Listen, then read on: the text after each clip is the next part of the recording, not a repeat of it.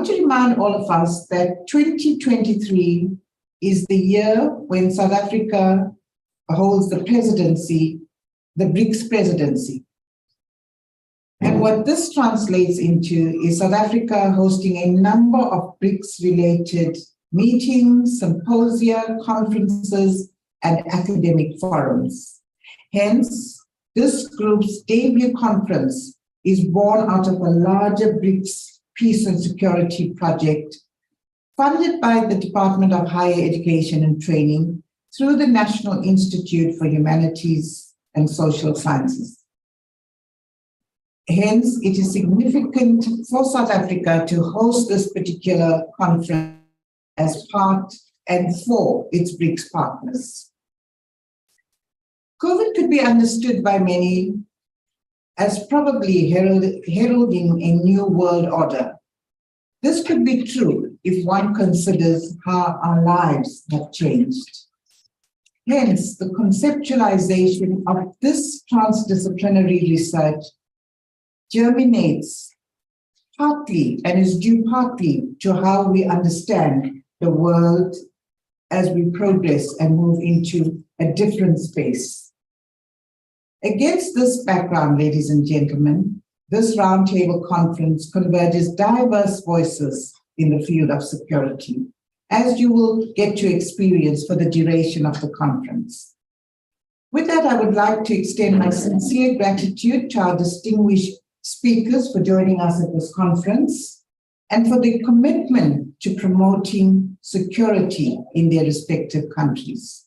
Thank you once again for sharing your expertise and insights with us, and we look forward to a fruitful and productive conference. I hereby declare our conference open. Thank you very much, ladies and gentlemen.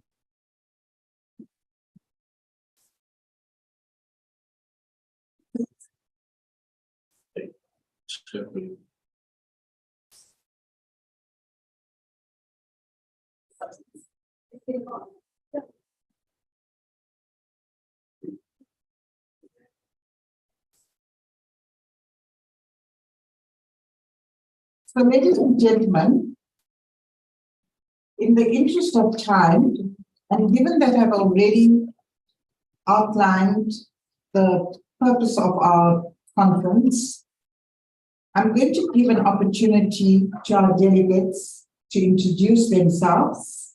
We want to hear their voices because I've already mentioned that it's a convergence of various voices. So let's do it in a practical way. So we're going to go around the table, starting with Prof. Irina, who will introduce herself and give us a few words on her area of expertise and also what she envisages or how she envisages the benefits of this conference. So we'll start with Prof. Irina. Over to you, Prof. Irina. Thank you very much, Nicolette.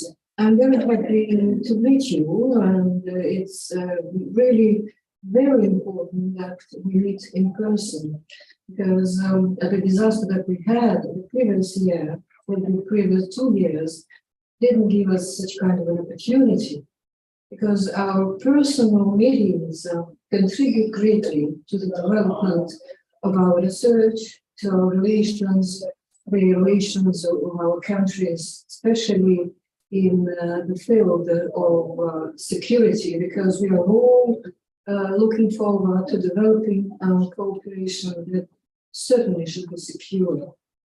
And I'm involved in the study with my pleasure, just exploring the methods, goals, and just some economic aspects of the security and the financial security. For more than 35 years, I'm within the research in economics and finance, being a professor of 2 universities and the Doctor of Economic Sciences. One, it's just the financial university that is under the government of the Russian Federation, and we carry a lot of work concerning different fields within economics and finance, and all just the draws and the papers that come as future projects and go through our Duma and the ministry level of assessment.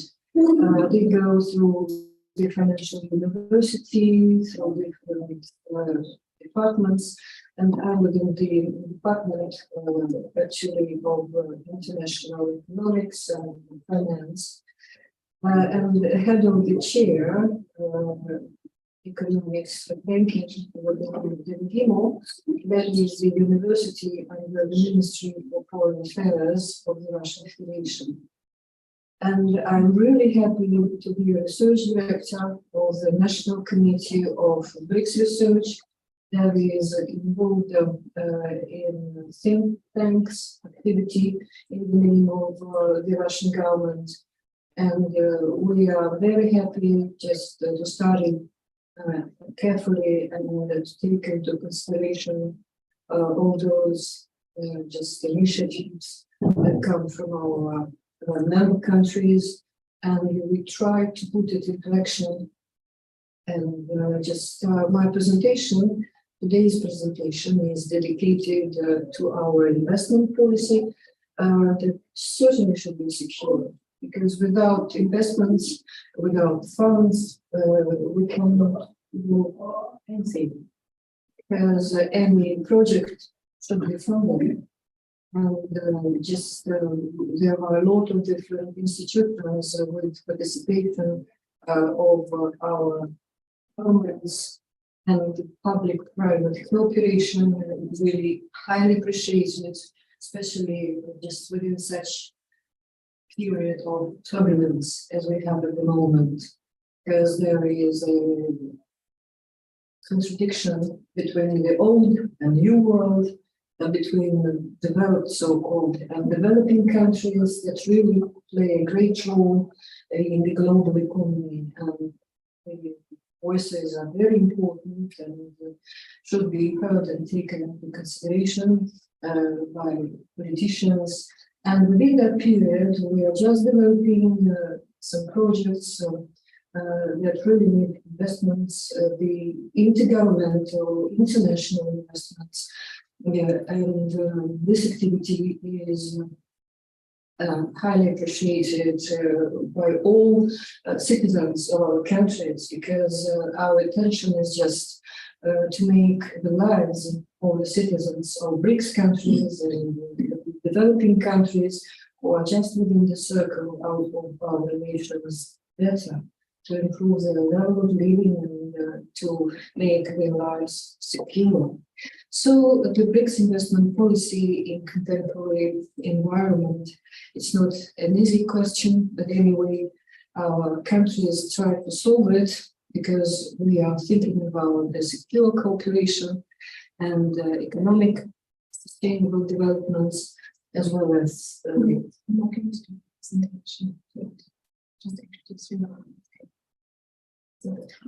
okay, so just thinking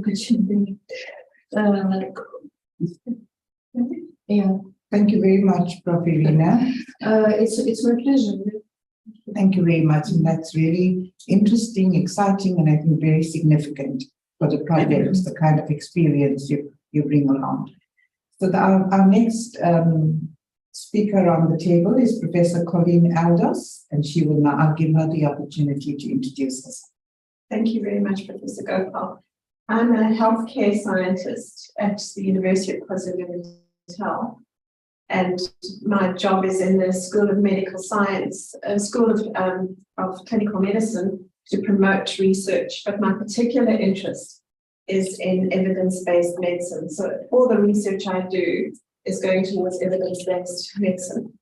And if anything has taught us about evidence-based medicine and how it can be manipulated to affect our security, it's been the COVID pandemic.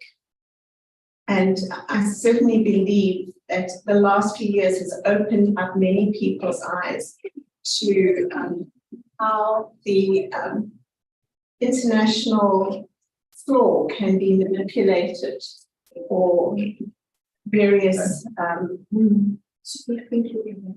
various policies to go from the top right down to regional levels within countries.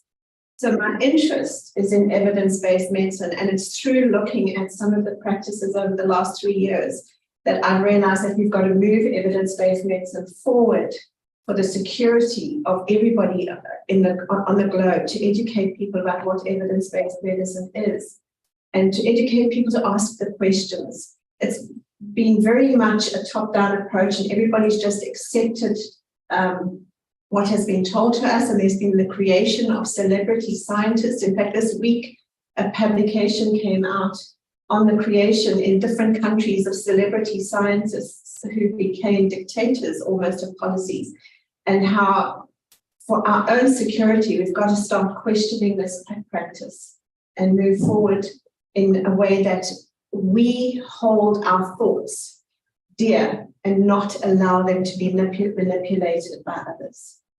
That would be my role here, is just to highlight the fact that health security is very important, and we must not entrust it just to a few people across the globe. Thank you very much, Professor Aldous. I think very interesting perspective as well. And welcome, and we're going to enjoy listening to you. Thank you. Professor Destiny. Thank you, Prof. My name is Ndega Mopel Destiny. I work at the Sisulu University as the Acting Senior Director of Research and Innovation, and also Director of Postgraduate Studies. My special interests are in criminology broadly, but mainly on female offending, and rethinking ways in which we can describe and define the roles to incarceration, as well as the terminologies that we use when it comes to offending, certain offending behaviors. I also work in the area of indigenous methodologies, and I've made some presentations on indigenous methodologies, in fact, also decolonial methodologies that we can use to describe and define an African subject. And another area then, perhaps my role here today, is to look at ways in which we can have cooperatives amongst multi-stakeholder relations to ensure that at least we counter transnational crime. It is rather a very broad topic, which I then began, it is not necessarily my field of expertise, but I'm very interested in trying to find ways in which we can try to rethink and reconceptualize the definition itself of transnational crime. And therefore, we move towards finding ways in which Brics countries, in particular, can coordinate themselves to make sure that they propose lasting solutions in order to try and reduce the transnational crime that we have in these countries. Thank you. Thank you very much, Professor Destiny. I think that's also going to be very interesting for us to hear about the proposed solutions. Thank you. Dr. George? Yeah, thank you. Good morning, everyone. Thank you for having me. George Mutalemwa from Tanzania. I teach development studies at St. Augustine University of Tanzania. And I'm also executive secretary of the Association of Catholic Universities and Higher Institutes of Africa in Madagascar. And in that program, in that association, we made a resolution that all Catholic universities, about 40 of them, should have at least a department of peace studies, because we understand the importance of peace, and we understand the conflicts that we have, particularly here in Africa, but also around the world, and that we should start teaching development studies, our peace studies, to students right from the beginning. And so in doing so, we started by having webinars to discuss the questions of peace building and sustainability. And we also do publications, and we are also organizing, we'd like to have a conference soon, actually this year or maybe next year, we'll see. So I'm here to talk about really the role of religion, particularly of course Christianity, in peace building, and that's what I'll be happy to share with you. Thank you. Thank you very much, Dr. George, and we look forward to that new perspective as well. Thank you very much and good morning, colleagues. My name is Matsapo Matuani. I am currently holding the position of Dean of the School of Applied Human Sciences at University of KwaZulu-Natal. But my profession is I'm a clinical psychologist, and so I'm primarily interested in the psychological and mental well-being of individuals, groups, but then also communities. My particular areas of interest are indigenous psychology, trying to understand the role that our indigenous local and knowledge system can actually make a contribution in how mental health is understood and how it can actually also treated. And so particularly within the community setting, I'm more interested in looking at the socio-political environment, the structural systems that actually can have an impact on how we understand mental health and mental well-being. And so in the context of this conference, I'm wanting to understand, if we may say, the psychological, emotional security of communities and how the whole role of peacekeeping and security within that context plays a role in how we can strengthen communities and contribute towards their emotional and psychological security. So thank you. Thank you very much, Prof. Matuani. And I think there's also an interesting dimension that's going to enhance the way in which we understand security. Mr. Wade Dale? I would like to say, first of all, good morning to everybody and thank you for having me here. My name is Wade Dale and my supervisor is Professor Gopal. I have studied psychology, anthropology, and criminology in my undergrad, and I did my honors in criminology. I really enjoy criminology and studying criminology from issues, especially when we translate the theory into context and we look at how it applies to society and community. I want to be able to contribute to solving some issue therein. And as part of this conference, Professor Gopal had actually given me a topic and she said if I could investigate terrorism on social media and how terrorists would work to recruit new members. And as I started to do research on it, I realized that there are several issues that exist across different countries, across different governments, the way in which they try and control this issue. It is applied differently depending on where you are. And I think that that approach is okay. The reason being is because every state has the right to self-determine. So it becomes a very complicated thing to investigate how we should control this. It's difficult to say from my perspective that this is how it should be done. I don't think that's the approach. And so I think my contribution to the conference is actually to find out what are the underlying issues and what can we say about it. And I'll try and investigate how we can approach the problem of terrorism. Thank you. Thank you very much, Mr. Real. I think that's another perspective that we're really looking forward to hear more about.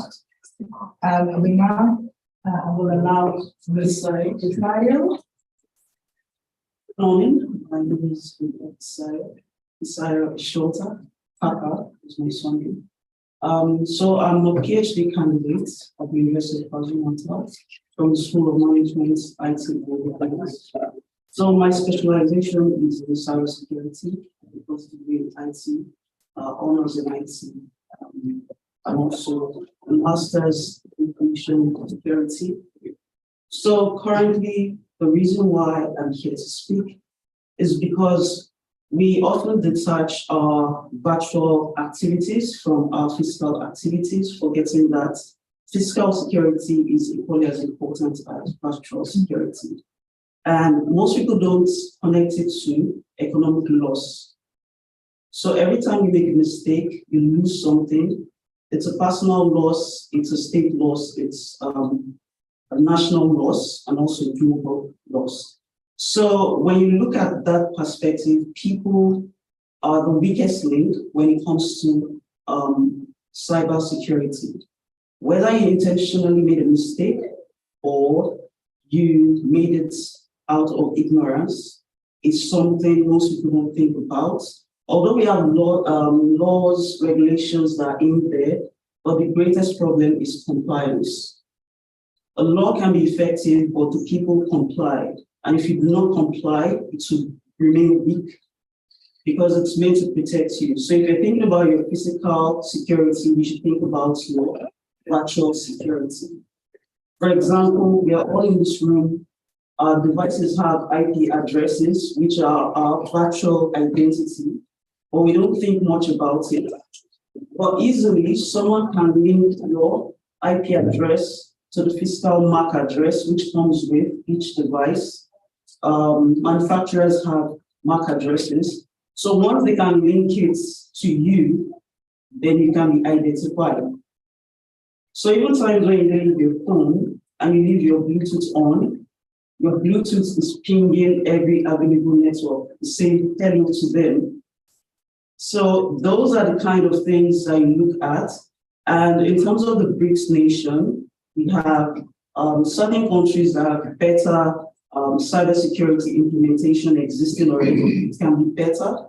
And when we unify these regulations and compliance levels, it will help each other build a stronger level of cybersecurity. So that's why I'll be speaking on the responses to tackle cybersecurity emergencies within Brics nations.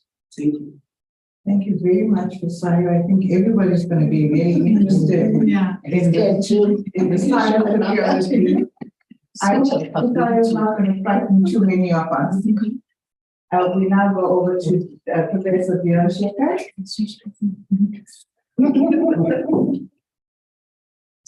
So, very good morning to all of you. I'm Björn Shekhar from the National Forensic Sciences University based in Delhi. That institute is an institute of national importance. So we're very happy to be part of this Brics conference so we can look at security, peace and security as a very, very crucial factor in these developing nations. So I'm here to talk about and share with you my research on money laundering and peace and security in the Brics nations, challenging the nexus. So it's a given that there is a nexus between money laundering and the peace and security. So we're going to see how the different BRIC nations are tackling this particular issue. So I will be sharing with you some of the cases in the various countries and how we can, working together, bring an end to this money laundering, which is a huge, huge problem in terms of crime, and tackling crime in all these nations. And I am the chair professor of criminology in the National Forensic Sciences University. So I'm really grateful to Dr. Nirmala for this opportunity for working with all of you and looking forward to this week of learning from all of you as well. Thank you. Thank you very much, Professor Shekhar. We are actually looking forward to hearing on strategies to combat money laundering, which will, I'm sure, make us safer in all our countries. Professor Kruger? Good afternoon. Are we on air? Yes. So, sure, that's a pity. I was going to make a joke. No, rather not do it.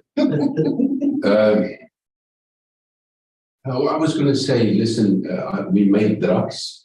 I'm a chemist.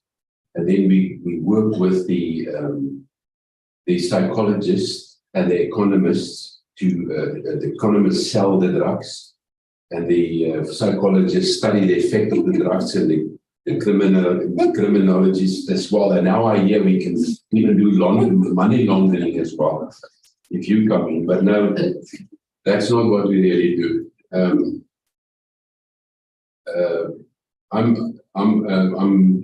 We're largely working on HIV, medicine, making medicine for HIV. And so that's where my interest in viruses comes in, as well as drug resistant bacteria. Early in the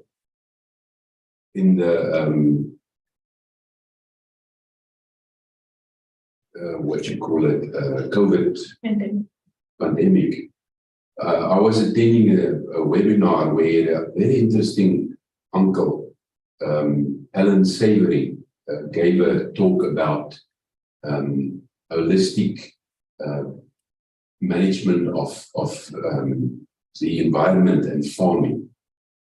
And it struck me that that same principles can be applied on a pandemic such as COVID.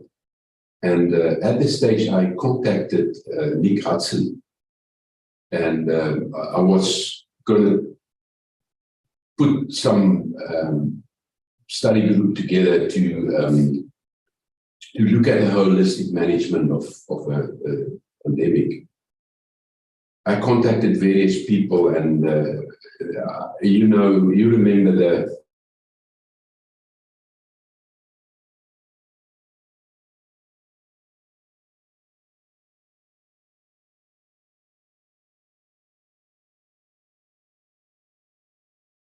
since this was slightly alternative with squash at the time. And so I shelved it, and then came up this opportunity through Namela. And that's why I asked Colleen to also help, because she was fighting the fight for alternative medicine. And she also arranged that, is it tomorrow or later today, that you can speak with Nick Hudson. He's just around, so that's what my interest is. Thank you very much, Prof. Kruger. And I think that's also another interesting dimension for us in terms of health security. And I think, COVID is still somewhere in our minds. It hasn't gone away. And we'd be very interested in hearing about these alternatives. All right. So, ladies and gentlemen. But don't you think my joke, we should try it really? We will try a joke at some point. Once again, thank you and welcome to our online participants as well. We're looking forward to some robust discussions with you. We'd like you to ask questions. We'll give you an opportunity for that. And I'm hoping that you will listen attentively so that you challenge us in terms of our own presentations. With that, ladies and gentlemen, I understand that we're running ahead of time, but we're going to proceed nonetheless. And our first speaker for today is Professor Irina, and she's going to be speaking to us on Brics investment policy in contemporary environment. It's over to you, Professor Irina. Thank you, Professor. So let me continue and just share my ideas concerning the necessity of contributing to our study within securitization of our economic and financial relations, because all our countries, they were just thinking about contributing to our secure cooperation and secure finance assistance in different projects, and supporting small and medium enterprises, and the governmental institutions as well as private ones. They are just acting within the environment that needs risk management, and it goes without saying the support of government in different spheres.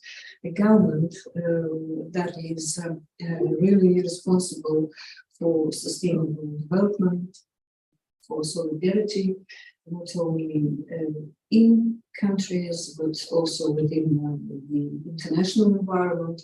All of us, we are living in the same paradigm with the economic and financial relations, and all our relations in different levels should certainly be secure. As I have mentioned, the level of public institutions and relations that are gaining the goal of sustainable growth, as well as the level of investors and participants of the market with high, low risks. Anyway, different institutions, the intermediaries, as well as the financial institutions, by all means, they are also participating within the sphere and within the paradigm of regulations. And if we consider the sustainable development and growth, economic relations, we certainly cannot but go along the road of just secure regulations and harmonization of our relations, because even football is played by rules. And what if it's the economic or financial relations? It's easier, as I have mentioned, risks to manage them if we have harmonized regulations. The real strategy helps entities just to develop and contribute to the economic development of our countries, backed by strategic partnership. The strategic partnership of our countries is really very, because it helps us to accelerate the activities of participants and just to penetrate, let's put it like that, into different systems and to overcome different barriers, and just to share technological and administrative also, and meet new professional challenges and just reach the goals of the governments, of the aims that are declared within the declarations in our countries, and backed certainly by the strategic development of any country. So our country members just contribute to financial and economic cooperation. Different mechanisms are being used. It's just the direct, indirect investments, and the portfolio investments is very popular as far as the Russian Federation is concerned. The joint ventures with Brics countries, with the Eurasian countries are very active at the moment, and there are different privileges for our countries to set up different institutions, not only within the direct, but also within the portfolio of investments. This activity is, as I have mentioned, really very popular in the country in the strategic fields of the development of the Russian Federation.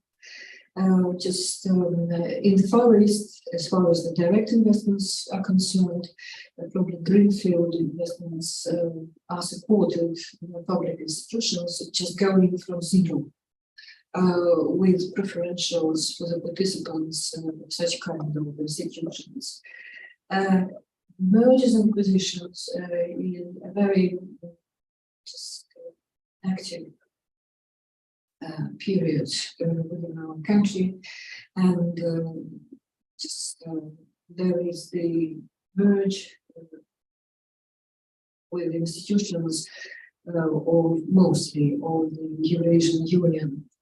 There are several branches of Brics entities are installed in the Russian Federation. And we consider that the relations between Brics countries and Eurasian countries, some post-Soviet countries, will contribute to the global development, because it's the epoch of the development of just the emerging, as the Europeans call them, countries, so the developing countries. And these countries we consider just within the cooperative relations can go through the customs union, then just develop mutual market that by harmonized principles, then move to the economic union, currency union that has been done, and I will mention some of the aspects this project a bit later. Within the declaration, there are several declarations, even Brics declarations and Eurasian declarations. There are several intentions that are just real challenges for our countries to reach the goal of free economic cooperation within the fields, the strategic fields of our member countries. We've made a research and we've come to conclusion, even in China, where the regulations are really very strict, just give several advantages and differentials to international institutions that just are contributing to the development of their strategic economic projects. And any country has such kind of strategic interest, and if we go along the road or preferentials just to the entities that participate in this period in this process within a definite period of time, it can probably just contribute to our cooperation and will just be backed by secure relations of our financial institutions. There are several of them presented to kind attention, and these are the institutions with the participation of Brics countries. Just the New Development Bank is just contributing to the infrastructure development, and there are a lot of different ones that just included into the credit policy, the activity of entity support, and the just as I have already mentioned and shown you on the second slide, to play the role of intermediaries with this process and secure the relations of the participants of different projects, carrying out mostly just export finance activity. They issue guarantees, and the syndicated loans are very popular, and they are supported within the public-private relations of the projects. Factory leasing and the different types of investment financing are also very attractive at the moment, and the consumers use such kind of products actively. That's why the Central Bank of the Russian Federation and different professional associations go along the road of harmonizing principles of activity in trade finance, in syndicated loans, and backed by the universal ones, but specialities for the participants of the Brics markets. We consider the governments of our countries share their ideas.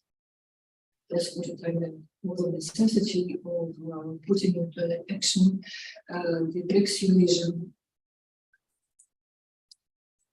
payment system, backed by national currencies. And at the same time, there is a possibility to issue one currency that will be used within the trade relations of our countries that will be backed and secured by gold. And actually, there are more than 45 countries within the sphere of developing countries, within the sphere of Brics development. And we also expressed the intention just to participate in such kind of payment system. That can be based on the payment system of each country, that is supervised by the central bank of any country, and we share the international principles, and before sanctions, let's put it like that, we were from 1985, as the Russian Federation is concerned, a member of the SWIFT international system. It's just the same principles, just of having the national system, national payment system, sharing, well, just the universal principles. The main of them is just to have funds for payments. Such kind of general principles are also accepted and shared within the Brics payment system, and Eurasian countries are planning just to join them, because most of the Brics countries have the agreement with the several post-Soviet countries, and are also interested in secure cooperation, and do not want just to use some kind of economic or financial vehicles as the political pressure to any country. And the principle of backing our currency, or the mutual currency, by gold is possible, reasonable, and accepted as a new challenge of our relations. The main principles of the activity of such kind of payment system could be functional rules, just technical background, definite requirements for consumers, and principles, just harmonized principles of supervision. That is the example of secure approach to one type of relations and participation of our financial institutions within these projects. Because any bank, as an intermediary, just participates in all types of settlements. Each of such kind of settlements is backed by definite principles of regulations, harmonized regulations, that helps to manage risks and helps our entities to cooperate on the principles of mutual respect and harmonized relations. Within such kind of payment system, we are planning to issue within the Brics a payment card of a single currency, for example, and use such kind of principles of development of national currencies, and further the issuance of a single gold-backed currency on the level of retail payments, cross-border payments, and investment settlements. Not long ago, we had a very interesting discussion with my colleagues from G20.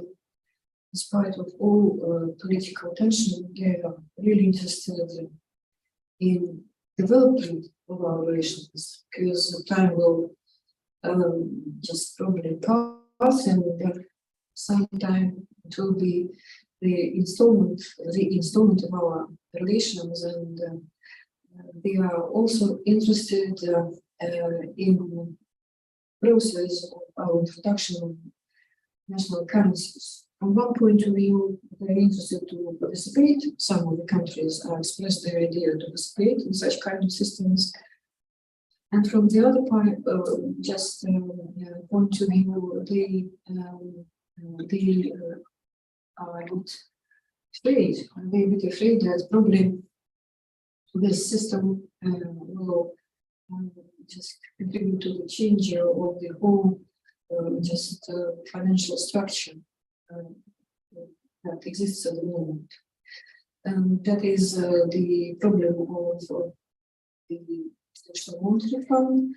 That probably doesn't want to take into consideration that should be the interests of developing countries. And it's a kind of a tension within the International Monetary Fund and the G20, as well as the further introduction of the development of national currencies, Brics national currencies are concerned. And as I have mentioned, our colleagues, they are just sometimes not agreeing, but really interested.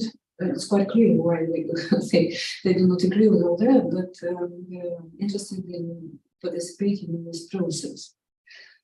Because actually we share the principles of the International Monetary Fund and the United Nations and G20 and so forth.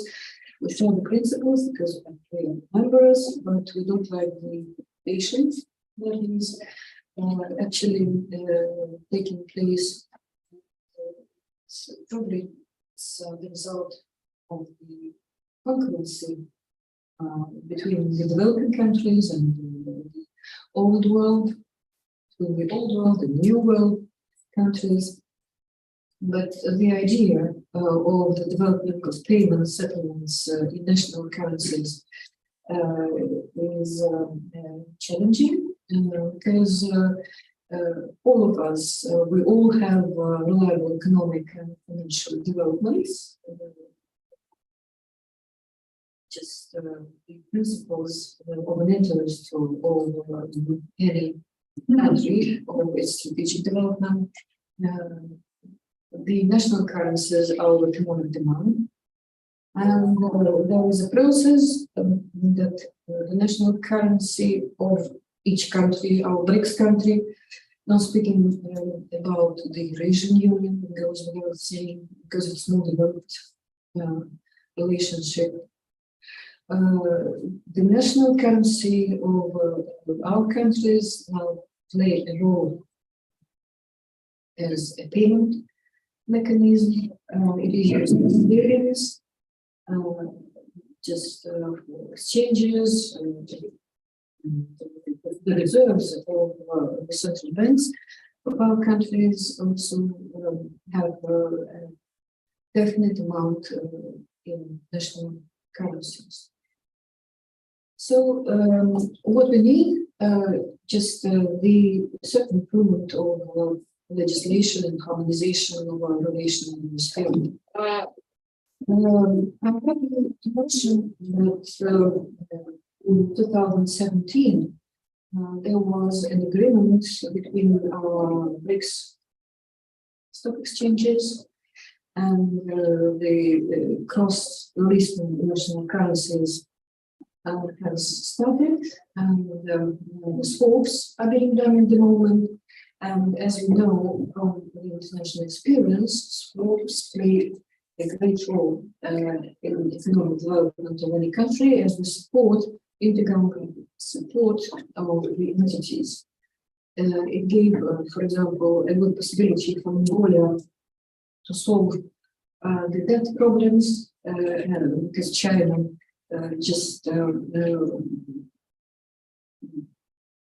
contributed to swap relations with Mongolia for a certain period of time, within a certain period.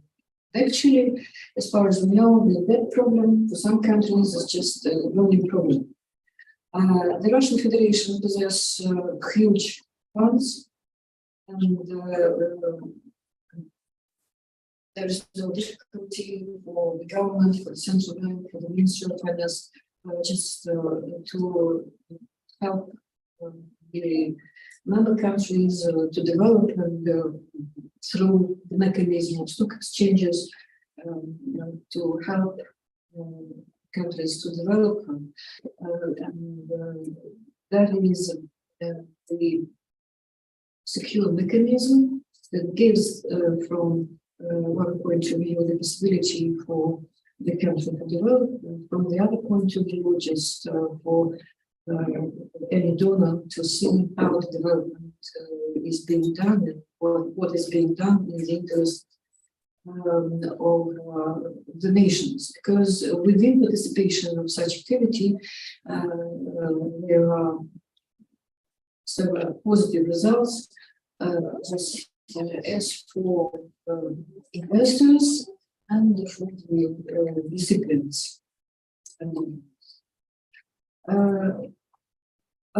We have discussed today the importance of the cybersecurity. There is an outstanding that is really very important in the third countries, because any financial institution actually is deeply involved into cyber relations on different levels, on different styles. As you see here, just several examples. There are not at the moment, but all of these types of relations in cyber security should be managed. Would also go along the principles of mobilization. Otherwise, if we don't have such kind of secure relationship, it could be just kind of a mess. And the mechanisms for Brics cyber innovations, as we were saying, it's just the e-commerce, finance banking, trade relations and promotions, and we pay great attention to the development of, I say we, that the Brics countries have declared within their documents the necessity of developing the e-relations between public institutions and private institutions, within governments and the citizens of any country, within the financial and functional risk management.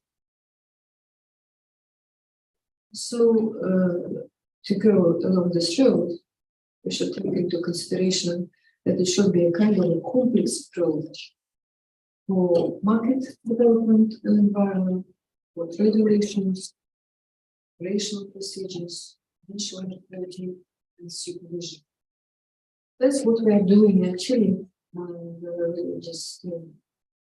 We consider that most of the challenges that are actually indicated within the Bric declarations can be reached in the nearest future, but if not, we'll think about how just to put them into action into mid or long-term relations, because we should certainly go step by step. And just probably tomorrow, one of our members, the members of our research team, our colleague from China, will share their approach, results of the study of the economic background, just in one film of our relations, and stress the point of the necessity of the technology transformation, transfer in different spheres. And let's begin with debate. If there are any questions, I will be happy to answer them. Thank you very much for the kind question. Thank you very much, Professor Elena. Very interesting thoughts and interesting ideas about how Brics can conceptualize itself differently in as far as the economics is concerned. With that, I'd like to open the floor for some questions. I'm also noting questions on the chat, but let's first take the first round of questions from our delegates around the table. Okay, Professor Aldos and then Professor Mafane. Thank you very much for your very interesting presentation. I'm very interested in the foresight to return to a gold standard in your economics. And I did note earlier this year, the figures showed that there was a much higher sale of gold from South Africa last year than there has been for many years. So the gold sales had increased. As opposed to this virtual currency move through the rest of the world, what has been the decision? Because I think the decision to go back to a gold standard will certainly benefit our country if we can just get the corruption under control. But what's made that decision and why gold? So any country supervises the activity of the entities that by all means are backed by the circulation of different currencies has a responsibility of their activities on the international as well as national markets. And to understand the necessity of any country to support such kind of activity from one point of view, and to share the opinion that the country will meet the obligations, it would be more secure to have the gold background. Because actually there are a lot of virtual currencies, even private ones, and it's very risky because nobody just responds for such kind of activity. But the government, the state itself, is the highest level of responsibility. And just if there is a big gold backing, it will give the possibilities for our countries to cooperate actively and to understand that there is something substantial within their obligation. That's it. And now it's the feeling of calculation should be the rate. I would like to mention that we had just such kind actually is functioning, but not actually at the moment. But that was in the beginning of 60s, 1965 or 1964. It was the foundation of the International Bank for Economic Cooperation. This bank functioned for common activity for the countries within the Soviet Union relations from the Central and Eastern Europe, such kind of Czechoslovakia, and it was Czechoslovakia, Slovakia, and Czechia. Germany, the East Germany, Hungary, Bulgaria, and so on. As we call it, common. It's just the community of the countries, and especially for the necessity of settlements within the single currency. It was called before convertible ruble. Such kind of bank was founded with the single currency activity, serving the trade, economic relations for small and mid-term periods of activity of entities and governments of countries. So I can frankly say that actually the agreement exists between countries that was signed in 1965. And just if there is no political tension, such kind of countries of Central and Eastern Europe can also participate within the currency. Anyway, we have experience of it. It was just very actively used in huge volumes and secure background. And it was the fixed multiple market price or just essence of the currency. And it was just starting from the 90s. It was a bit slow for the usage of such kind of currency slow period. Actually, it's not active because we measure certain political tension that exists between the European countries and the. But time will show, and this mechanism can be really used within developing countries. The International Bank for Foreign Economic Affairs was just the United Nations institution, and it was declared institution for trade finance and mutual systems. It is very reasonable and probably less risky because if we use international currencies, we are met by different countries at the level of the markets. And there is a certain more or less fixed rate according to the agreement for countries for the more secure. By the way, there is no any barrier, just the discovery what is expected in such kind of movement. That was it. I can strongly recommend looking at the Kruger Rand. It's my currency. Yeah, it's solid gold. Yeah. It is very solid. Good taste. At the same time, I would like to mention that really the Russian Federation bought a lot of gold and produced a lot of gold, fiscal to secure its activity in the market because it's a very great environment. You have a question? Yes, thank you. And this stems from my interest in indigenous knowledge systems. I often look at the marginalized.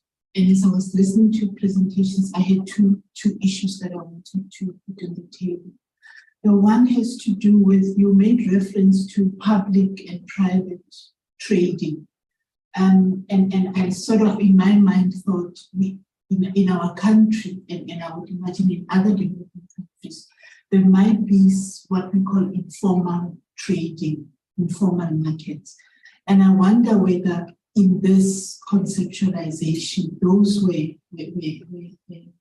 considered, and to what extent do we think those informal trading, informal markets might have an impact on the security of our finances. And linked to that, it's also the idea around, I haven't heard you say much around cryptocurrency as an emerging market. And I wonder to what extent that might actually also have an impact on financial security. And I'm linking it to the marginalized and the informal trades that are creeping in, because you would note that some practices from people who are in the informal trade can actually be very easily vulnerable to some of the cryptocurrency issues that are emerging, and want to participate in that space. And to what extent are they secured? To what extent is the crypto space securing the entire financial market system? So I think those would be my two. Thank you very much for your question. As far as the public-private partnership is concerned, I would like to mention if we understand that it's moving properly, if we put just some things onto their places. We consider that public-private partnership means the participation within the projects, the public and private institutions, and that each of our institutions play its own role. For the public institution, it's just the vehicles that only public structures can afford within the fiscal policy and so on and so forth, within the policy of the central bank of any country. And it's not the transfer of funds. It's not the transfer of funds. That is the most important thing, because even the development bank it functions backed by its earnings. And within the public-private partnership, the central bank just gave certain rates for the credit activity, just manage the foreign exchange activity. It's not funding, but it's the means of the governance, as well as for Ministry of Finance. It's just also the different taxes and so on and so forth. That is the public participation within the public-private partnership. As far as formal and informal market, it is regulated, but there is a risk of just for the central bank winning that and the issuance of artificial currencies, tokens, and so on and so forth, yeah, within the cryptocurrencies. But there are several examples in Japan that at the very beginning was involved in the more active just measures within the cryptocurrency. The experience has shown that mostly approximately 5 or 6% is only used by consumers for just some small payments, small amounts, tourism, some air tickets, things like that. Nothing as far as the investments are concerned. It's just the very small sums circulation. By the way, within the security system of the Russian Federation, there are a lot of different measures that any operation is very useful. If it's a blockchain, if it's just a cryptocurrency, the central bank doesn't accept at the moment, as the Russian Federation is concerned, the cryptocurrency, but thinking about the measures of managing it. But as far as the blockchains are concerned, it is being developed and used in different financial institutions. But from one point of view, it's not just difficulty for any country to introduce it. There is the necessity of regulation, even just from the point of view of fiscal activity and from central bank's activity, because the central bank is responsible for the monetary policy and it should be within our process as not to be a mess. But anyway, there are a lot of different initiatives with our business activities. We know that some of the activities, as it were international ones, they are under sanctions at the moment, and some stock exchanges are also under sanctions as far as the cryptocurrency is concerned. But there are a lot of others, and the initiators, they use different other types of activities. I have mentioned that I worked for Bank for Foreign Economic Affairs as the agent of the Russian government for more than 35 years, and there were different periods of wars, of disasters. We, as the Soviet Union, were just under the so-called federal fence. But it didn't prevent us from international activity. I can give you an example that I will not name the country, but I will give you an example that within the neutral zone we signed agreements with banks that funded the Soviet banks being in the process of war. So the finance activity has a lot of different vehicles. We can use the slogan sanctions, but at the same time, frankly speaking, there are a lot of German, American, European generally companies that are functioning within the Russian market, but in other names,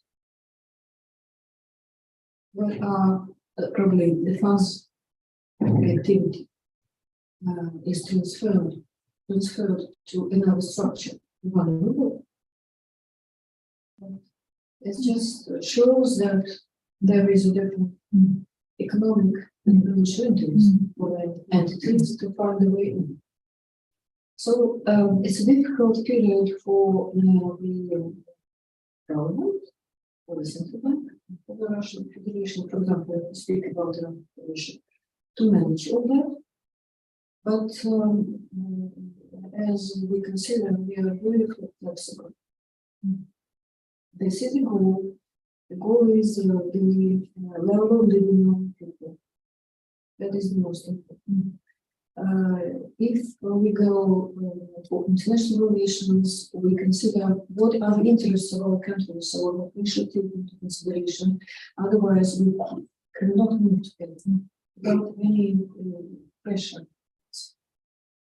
And that's why the obvious station is that we go forward, develop our relations with different countries, and nationally, our bank, the development bank, mentioned that there are several countries that have entered to be a shareholder of this bank at the moment. It's the period of the change of the global paradigm. It's not very easy to overcome that. It takes time, but the role of developing countries is really, and it's certainly should be taken into consideration. So, Thank you very much. Please go ahead, Professor Lickert. I was wondering if you could tell us a little more about the shell companies, and we know that the springing up of these shell companies is sabotaging the economic structure of our great nations. But why is it difficult to control the springing up of these shell companies, stop them altogether? What's your take on it? It seems like we know the solution, but then how do you do that? what do you think? What is the solution from the point of view? I really am wondering from an economic point of view. Because we can ban them altogether, but it's still happening in other smaller countries, Mauritius, and these impact our stock exchange. So any participant on the market can choose which way to go. And the role of the government, the relevant public institution, is just to regulate.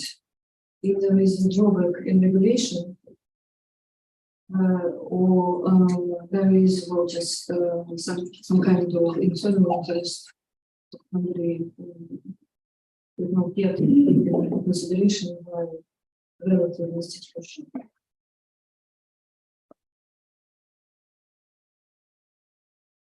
Thank you. Okay. In general. Oh. Thank you very much. I took too much of that. Professor, there are 3 questions and comments online, so I'm going to take one at a time. First one is from Georgia Thomat from India, and she says, very interesting presentation, and wants to know, are we suggesting something like the euro that would bring our countries together and stronger with good legislation and robust mechanisms to monitor this? To a certain extent, euro plays a definite role as an experience in global finance. But to give an example, when our colleagues from European countries wanted to introduce euro, they came to the International Bank for Economic Cooperation to study carefully the currency, the comical currency that I mentioned. So any mutual currency, or even a single currency, has just a definite experience and backed by a certain experience, historic experience, and certain defaults that are already used by different countries. And the only one thing that euro is not that regular. All right, thank you very much for that, Ms. Elena. I'm going to the next comment, which is from Lesia Katlenko. And that comment is Russia urgently needs a tool to go around US and EU sanctions. Such cooperation will have a negative impact on South African relations outside of Brics. So it's a comment. I don't know whether you want to respond to that. Or... Well, the thing is that sanctions are sanctions. There are more than 10,000 sanctions at the moment. And it has not stopped relations of the Russian Federation with different countries. Because sanctions is being done by one country. But if we consider that any country is really independent and thinks about its economic development, probably does not depend on some other country's decision. It's a possibility and choice for any country just to go its own road. That's what I think. But as far as our entities are concerned, most of them, they are not interested in just fast finishing the period of sanctions, frankly speaking, because they have a lot of different vehicles of support from the government. And the products that are produced by some European companies, they are substituted already, or they are being substituted by the products that have been used by Africa, Asia, and so on and so forth. There is no space in the market. And we consider that any country, with all its respect, has its own possibility to choose. But actually, sanctions does not play a definite role in the economic development of the Russian Federation, because the whole world is greater than US. Wonderful. Thank you so much for that, Professor Elena. We're going to take a short tea break before we begin with the next presentation. I'm hoping that our online participants will make themselves a cup of coffee or tea as well. But before we go on the break, I want to welcome Dr. Crescentia Anyati, who is going to be presenting during the course of the presentation. Dr. Anyati, are you able to show your video?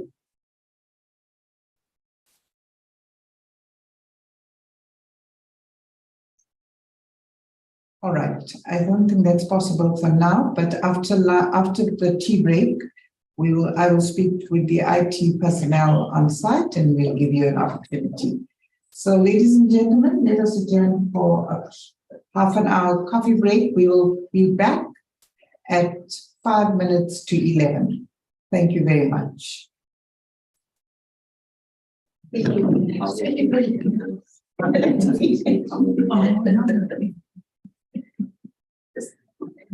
Online participants, it was crazy.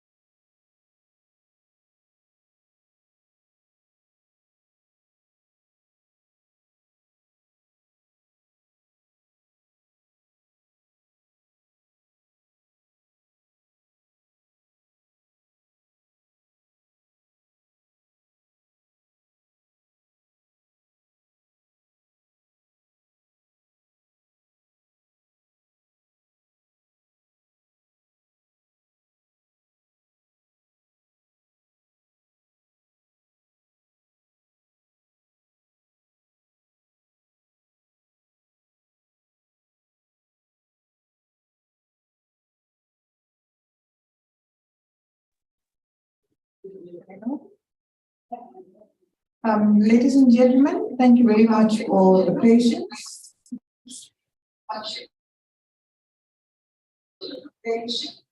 During our coffee break, and welcome back to the next session. Before we begin with the next presentation, I'd like to give an opportunity to Professor Vada, who has a question to ask.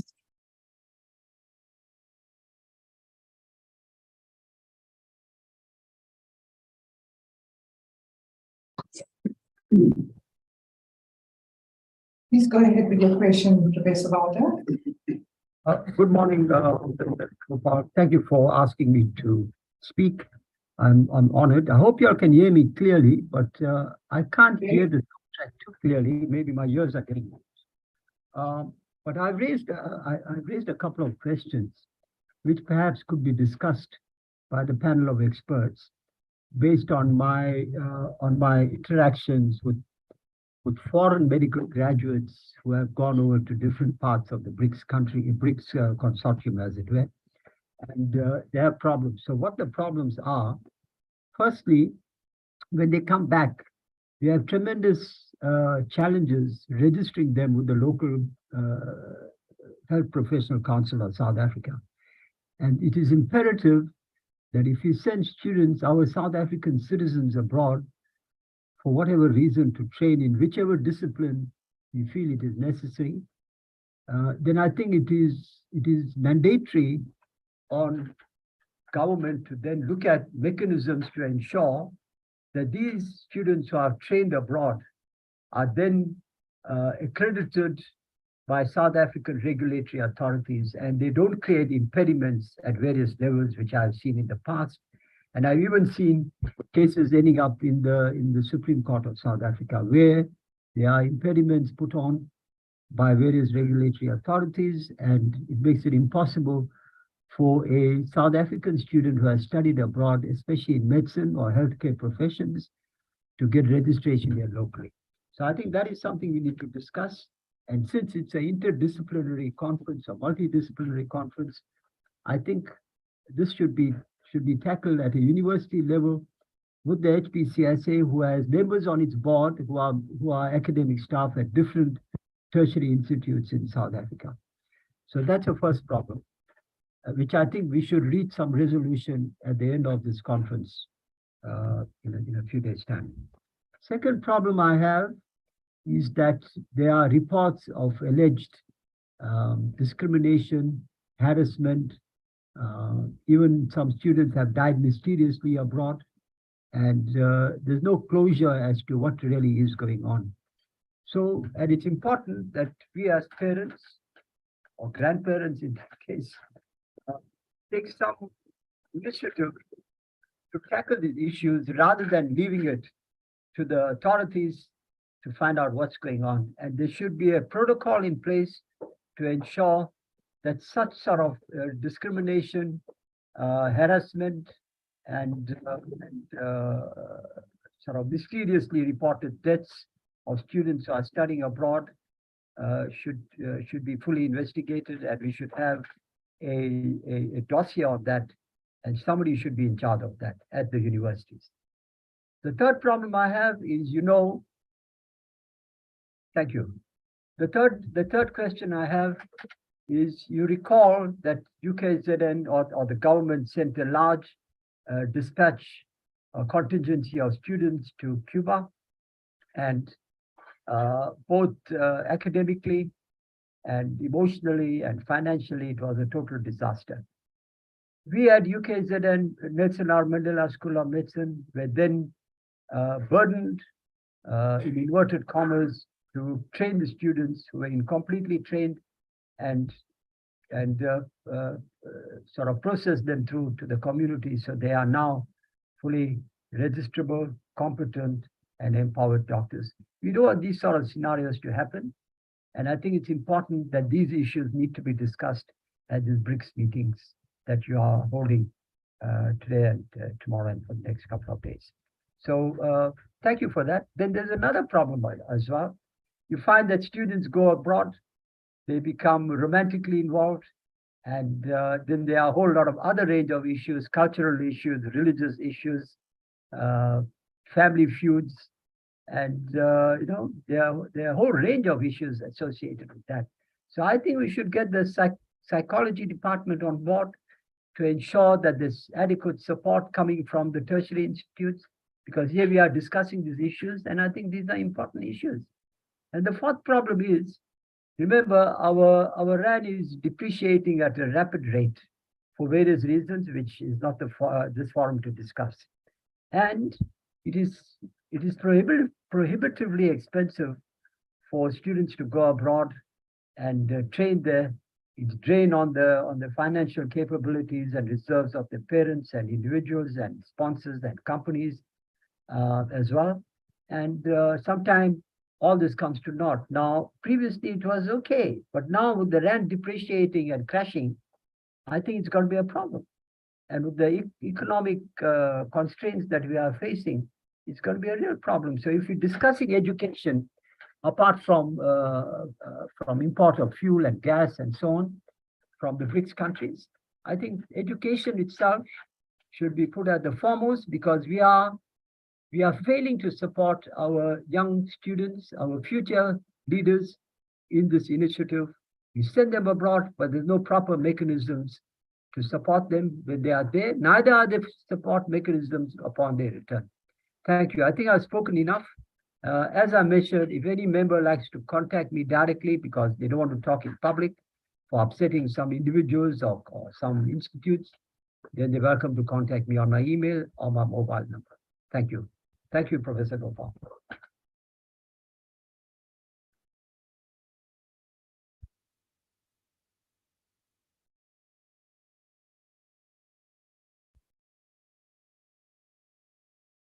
Hello, are we there? Can you hear me, Professor Vada? Yes, are we there? I don't hear any response. I see the silence of the panel. Yes, I am here. Yes, I am here. Yes, I am. Right. Professor Gopal, I really can't hear you. There's something wrong with the sound, and I've tested my computer sound. It's working fine, but there's some sort of echo that's coming through from somebody. Thank you. So I'll appreciate some comments on these points I've raised, which are extremely important in my humble opinion, as an academic of 50 years standing at UKZN, and then having worked in my sabbatical leaves in first world countries like Canada, New Zealand, Australia, and even in Sudan, in Khartoum. Thank you. Can you hear now? Yeah, it's a little better. Thank you. If the speaker can speak closer to the microphone, I think it might help. Thank you very much, Professor Vada. And I think, as you also mentioned, these are really important questions for our country, but also for the other Brics countries. And as I mentioned earlier, some of the questions are outside our remit to give you an immediate response, but we'll be sure to get in touch with you to find ways forward on some of the questions. But having said that, I want to open give panelists around the table an opportunity for anyone, if they want, to anyone who wants to respond. Professor Vada, we have Professor Irina from Russia, who's going to give you some kind of response. Thank you very much, Professor. Professor Vada, thank you very much for your questions, because students, they are our future. Youngsters, they are our future that will contribute to the development of our countries, and we should certainly take care of them. As far as the Russian Federation is concerned, we have a lot of students from different countries. Before, there were many from the European countries and US. Then when the sanctions started, they immediately left the Russian Federation. We had a lot of joint programs before with the European countries and European universities. Then we received letters informing us that they would probably, within the sanctions, would not to continue their relations with Russian universities. But we have students from developing countries, a lot of them, and we consider that the students from all over the world should know what is going on from the point of view of the historic developments and professional developments in any country, because it will certainly contribute to their activity, to their future activity. Because without knowing the historic examples and the experience of any country, whether it was positive or negative, it's very difficult to do something positive and just without mistakes in future.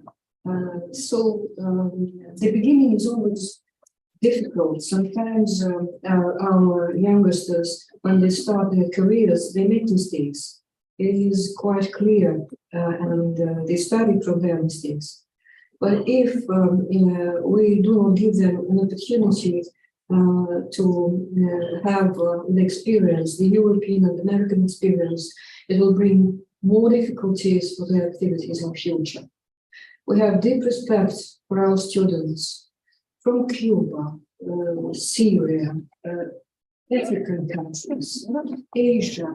Within my master programs in the financial university and in GIMO, I have several students from China, from Syria, Uzbekistan, Kazakhstan, and some of those who actually did not like to leave our country within this torturous political just pressure of sanctions, they still remain in our country and completing their research, and it will certainly give them the favor in their future careers.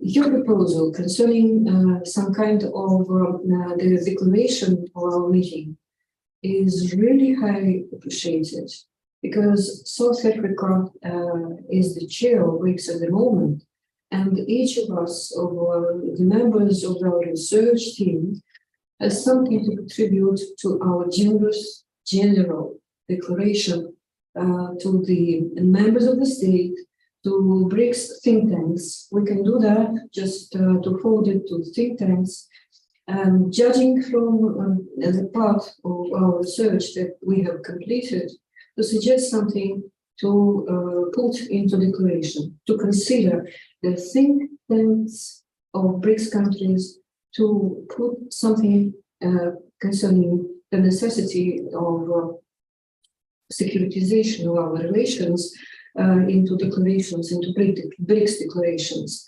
And as far as the defense of our youngsters abroad, it's a burning question, because as far as the Russian students are concerned, there were different attacks, even physical ones. Sometimes it appears to be that they should approach our embassies with the question to defend them physically, because there is a kind of repression of what they are doing. They are just having their lectures at different European universities. That gives them just the way out of the European countries, but they are all, as I have mentioned, interested in the global experience that will contribute to our activity. So I would like to thank you very much for your questions. It's obviously very important. Thank you very much. Thank you very much, Professor Irina. Is there anyone else that'd like to make a comment? Please go ahead, Professor Twani. Thank you very much. Thank you very much, Prof, for your inputs. I just want to say something a little bit around what you said regarding the role of psychology in supporting students who go across the border for education. What I know is that in terms of transnational education and cross-border education, there is usually an expectation of the host institution to run cultural programs and let students adjust within the host environment. And you would find that there are international offices. They refer to them as international offices within the host institutions. However, I think the point that you're raising goes much beyond what I normally see these international offices offering to the students. And perhaps it's an area where I believe we can rise to the occasion to begin to explore addressing some of the issues that you are pointing out. Yeah, and so I guess it's a challenge for us, which we can see ways of how we could indeed integrate this into the project. Thank you. Thank you very much, Prof. Motwane. Professor Bada, I hope that we've tried to address some of your questions at least, and we will be in touch with you. So, ladies and gentlemen, with that, thank you very much, Prof. Irina. We'll now move over to our second presenter, who is, it's actually a joint presentation by Professor Gert Kruger and Professor Colleen Elders. And I think leading the presentation or beginning the presentation is Professor Gert Kruger. So, need to jump over. Yeah.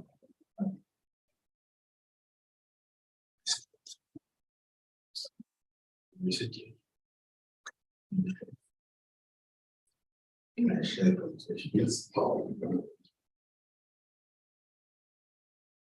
Yes, I know.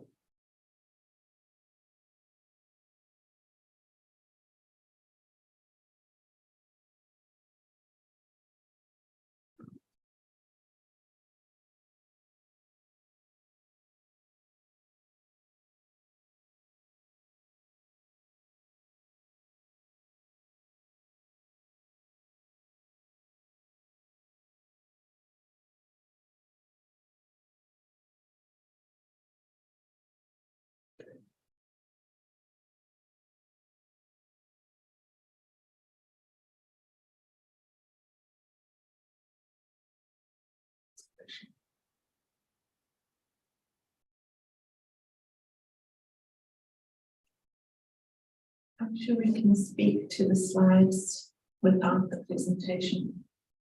I'll try to show you guys. Okay. Say next. Thank you very much. So over to you, Prof. Kruger. Thanks. Yeah, so as I mentioned when I introduced myself earlier, when the COVID-19 pandemic broke out, a lot of us asked questions, and obviously a lot of things went wrong. And what tickled me was that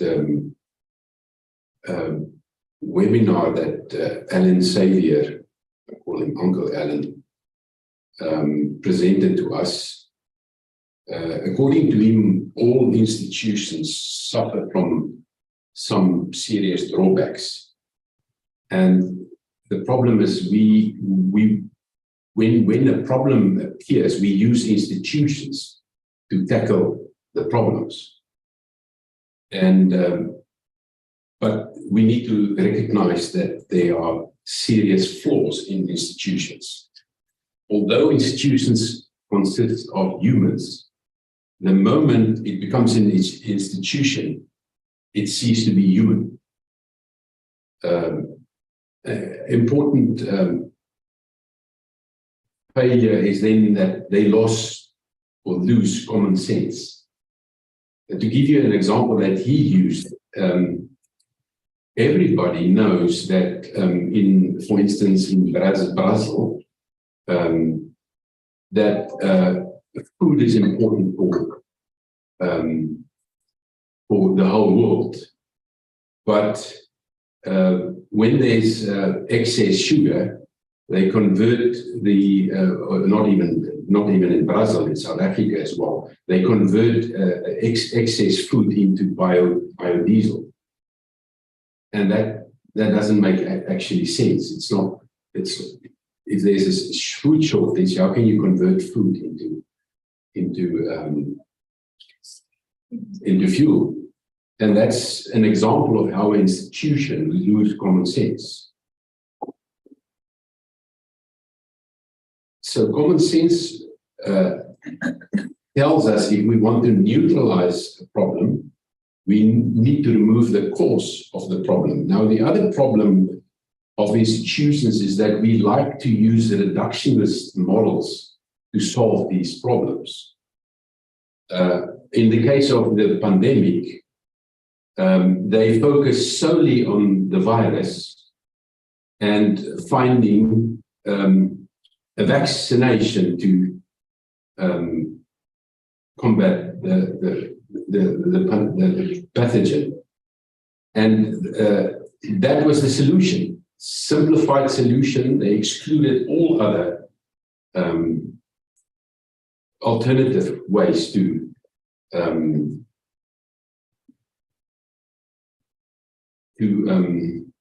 combat the virus. So, according to his model of holistic management, there are three areas that we can actually and we should actually manage. And the first is humans, families, communities, institutions, etc. The second one is the economy, and the third one is the environment. So if you want to solve a problem, you mustn't make it less complex, you must make it more complex. And your solution should satisfy all three of these areas. Now, if we look at what happened during the pandemic, is there are, in terms of social issues, there were more, because of the reaction of governments, there were more suicides than before, locking people up. In terms of economy, they wrecked the economies. And in terms of the environment of the virus, they had it all wrong. Instead of allowing people outside, they locked them indoors, even the old people, and see how many old people died in the old homes because they had it wrong. People like to say it's because of COVID, and I strongly oppose that. It's not because of COVID, it's because of the government's handling this situation completely wrong. According to Uncle Alan, it takes for a real innovative discovery that goes against the tradition on how we evolved over years. It will take up to 300 years before it gained universal acceptance. And the reason is institutions does not have common sense. And institutions would rarely, and only in extreme cases, admit when they were wrong. Now, the first one can be solved if there is a better solution, can be solved to show that the alternative plan actually works. Now, what we can do and what we should do is we should show, and by looking at, and that's what we try to do with this study, our part of the study, is to show there were countries such as Sweden that did not do the hard lockdown. Britain did the hard lockdown. Many other countries, South Africa did the hard lockdown, and show what was the difference. In our case, South African case, the last figure I've heard was that we were over 85% infected more than six months ago. So actually none of the measures the government took to prevent the spread of the virus worked. And there's a very simple reason for that they didn't consider, and that's that the majority of our people are delivered to the mercy of the taxi industry, where they travel twice a day for more than 30 minutes at a time in a confined space with limited airflow.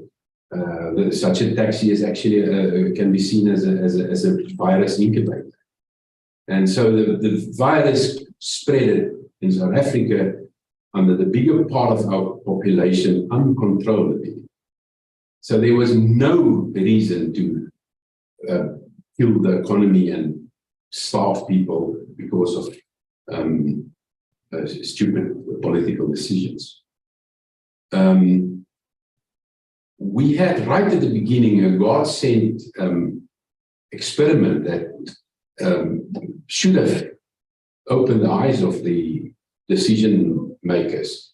And that was that ship that was, there was a ship with,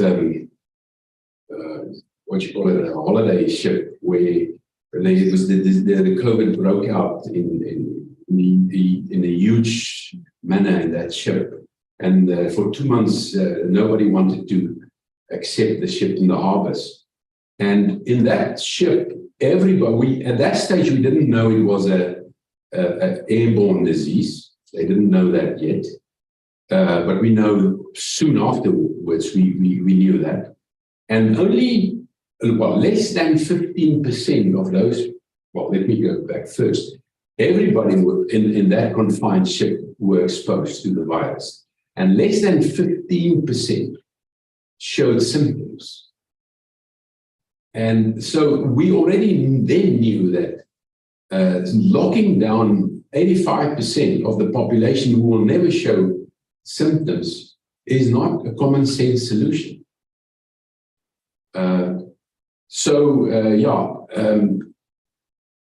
With that, I'm going to hand over to you.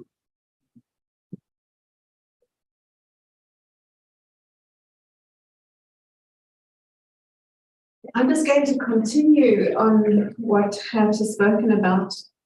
I have had a specific interest in evidence-based medicine.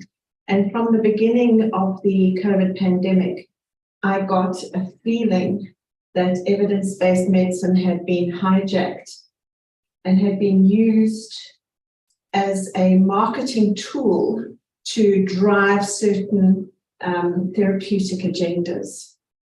And I became very interested to see what was happening throughout this process. If you could move the slides on, please.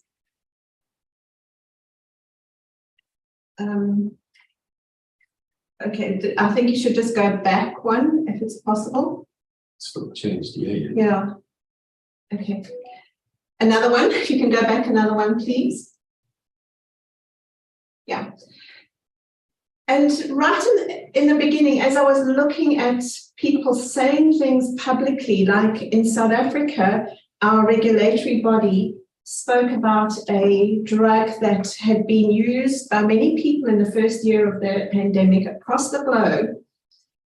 They started saying it could kill you. And at that point, I realized that that's nonsensical. I know this drug, I've looked it up, I've looked at its safety profile.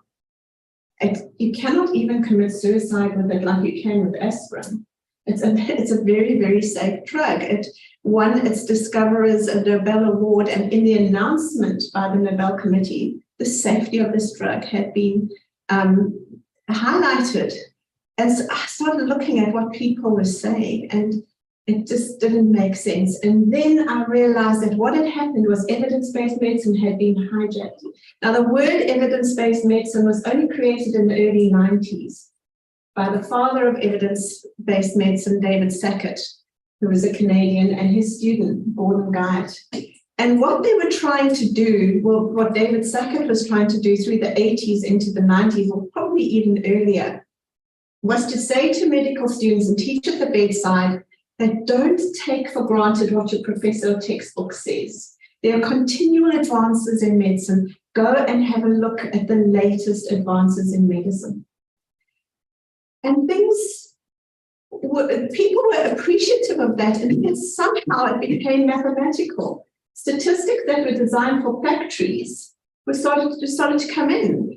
Fisher came up with a P equals 0.05, and that is statistical significance. And when Fisher was asked, how do you get to 0.05, he literally said, it just seems to work at that level. But he was not thinking about patients. was not thinking about therapeutics. And even the Pearson correlation was worked out for factory production. We're talking about humans here. Anyway, getting back to evidence-based medicine, what went wrong during the COVID pandemic? What were the barriers to evidence? And I would think that the first barrier was the slow release of information from China. I can understand why China did not want to create international panic, but it was only through the doctors in Taiwan sort of reading between the lines from WeChat group chats amongst the doctors in Wuhan that they realized something was going on. And it was through Taiwan that people really got to know what was going on. Had there been a transparent announcement that something was happening, then earlier measures could have taken place. So that's the first thing that I believe went wrong in the pandemic, the shutdown of information. And for whatever reason it was, even if it was a good reason, we've got to look back and realize that that wasn't the right thing to do. Maybe next time we've got to be very honest, very open, and quickly. And I believe if we are part of Brics, then there should be a priority for this kind of communication to be spread very quickly. The next thing that I think went wrong, and Gert has alluded to this, is there were institutions making decisions from the top down. There were these supra-governmental institutions deciding on what was going to happen. And frankly, the WHO was slow. They decided that it was a fomite transmission. And I then look back at, we had a case in our country in a hospital, St. Augustine's Hospital in Durban, where there were over 100 people who got infected very quickly. And there was a very competent team of doctors who went in to look at the epidemiology of what happened. And the conclusion was there must have been some transfer from this COVID ward or COVID reception area, which was linked to the emergency area. But it seemed impossible that this person could have got infected that way because there was no way fomite transmission could take place. But the people doing the research were so taken in by the fact that the WHO said this is fomite transmission, that even though in retrospect you can see clearly that human-to-human aerosol, that could only be explained by aerosol transmission. So one person came into the COVID reception area, was tested positive. A lady who had come in with a stroke in the next ward picked up COVID. She was taken through to an emergency ward. We didn't know she'd picked it up yet. They just thought there's no fomite transmission yet. We can safely take her into an ICU. And from there, nurses nursing her or going to different wards, they ended up having to close the hospital for a period of time because there were so many people infected. When people went back to their old age homes from that hospital after being infected, they infected old age homes.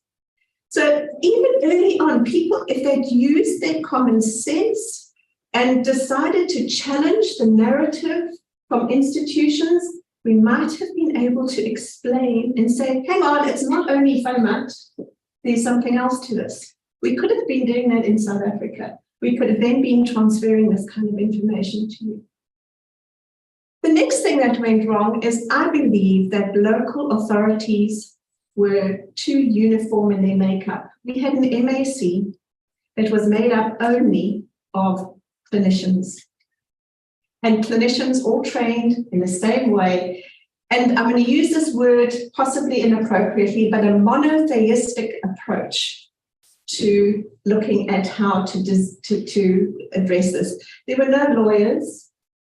There were no social scientists.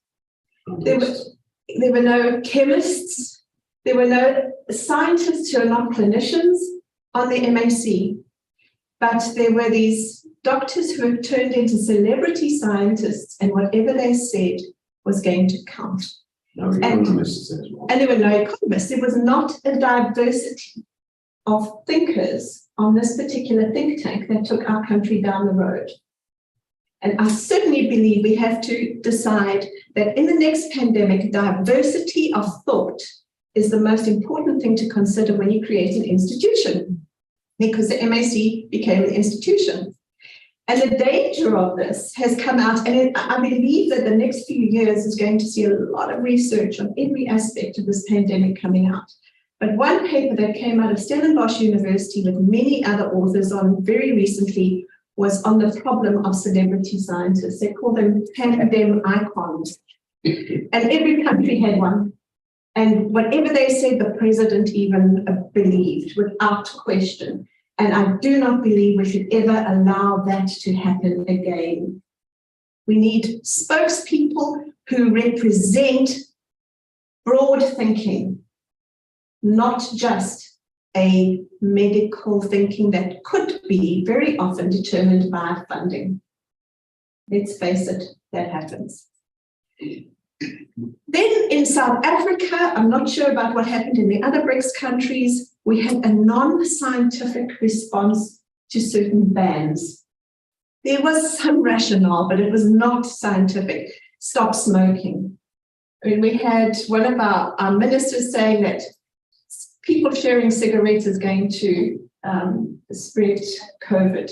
And that actually even made a song about it. It became laughable after a while. What did that lead to? It led to a black market in cigarettes, where people were paying, I believe, up to 200 Rand for a packet of cigarettes. When I think I don't smoke, I think they're about 30 Rand. Or they're up to 1,000. Okay, so people were paying up to 1,000 Rand. They did not recognize that addictions cannot just be stopped. So there was nothing set up for the addictions. The alcohol industry, everybody was making their own alcohol at home. So their theory that banning alcohol is going to reduce trauma may have worked at a certain level, but there was a lockdown anyway. So what prevented the trauma, the lockdown or the lack of alcohol? But people were making pineapple. You couldn't buy a pineapple during that time because they were making their own pineapple there. And jobs were lost in the alcohol industry. There was revenue lost. The huge impact on the economy is, I don't know if we'd ever be able to account for it because of the jobs lost. How do you account for jobs lost? And then again, the last mistake that I can only identify now that we make, so I'm sure there are many more mistakes, I'm just highlighting 5, is the politicization of therapeutic approaches. And if we think back to the first year of the pandemic, Trump was still in power, and he started talking about alternative medicines, and he became seen as a political right-winger. He was vilified in public. So when he said hydroxychloroquine can work, the left wing immediately created campaigns to nullify that. And all the research was there. There was research that hydroxychloroquine under certain circumstances could work. You can go onto PubMed today and find the clinical research showing how and why hydroxychloroquine can work. But because he was vilified, there was this dreadful political time during the elections where nobody behaved properly in America, as far as I'm concerned. That was vilified. Then the next drug that came on was ivermectin. And if anybody that was seen as right mentioned ivermectin, it was vilified again. And ivermectin became a right-wing medication. Where does a drug vote for any party in a different country? Please. But this took on a worldwide flavor. There were companies employed to verify this drug. They had this, I think the FDA employed a company to create that campaign where they said, you're not a cow, you're not a horse, y'all stop taking this drug. But I want to respond to that by saying we are not sheep anymore. We are not going to follow that agenda. We are going to actually look at things through our own scientific eyes. And as Brics countries, we should be very aware of how the narrative actually is controlled. And I'm not sure about what's behind the control, but what is clear is that it exists. And it's not for humanitarian reasons, I can tell you that much. Could we go on to the next slide, please? So going back to evidence-based medicine, where I believe that things went wrong, is, and can the technician please put the next slide? Okay. Okay, if you can go on to the next one after the. So going back to evidence-based medicine, I started talking about how David Sackett and Gordon Guyatt created this concept of not just listening to your proper your textbook and go and find what new research is coming out, which is a very good thought. Gordon Guyatt initially called this approach scientific medicine. And there was a kickback against that because doctors realized, well, doctors know that they are trained, they have the art of medicine, they know what they are doing. To call it scientific medicine just seemed to be a little insulting. So eventually they came up with a concept in the early 90s called evidence-based medicine.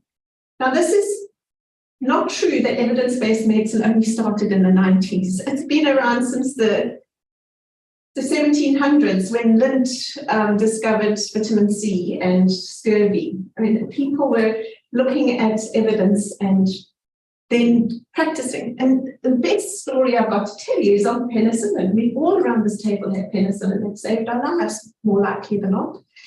That was discovered in 1928 by Fleming. It was used in the 30s in a kind of unpurified form to cure conjunctivitis. And it was further purified. They were doing research in their labs. And in the early 1940s, a very sick patient with meningitis, and people died of meningitis in those days, very sick patient was given a lumbar puncture with penicillin, and he survived. That had never happened before. By D-Day, which was in the advanced stages of the Second World War, England and America had enough penicillin for all the Allied forces who needed it. So in a couple of years, they took this evidence and they moved it to where we are still using penicillin today. It's out of patent, but we can still use it. It's such a useful drug.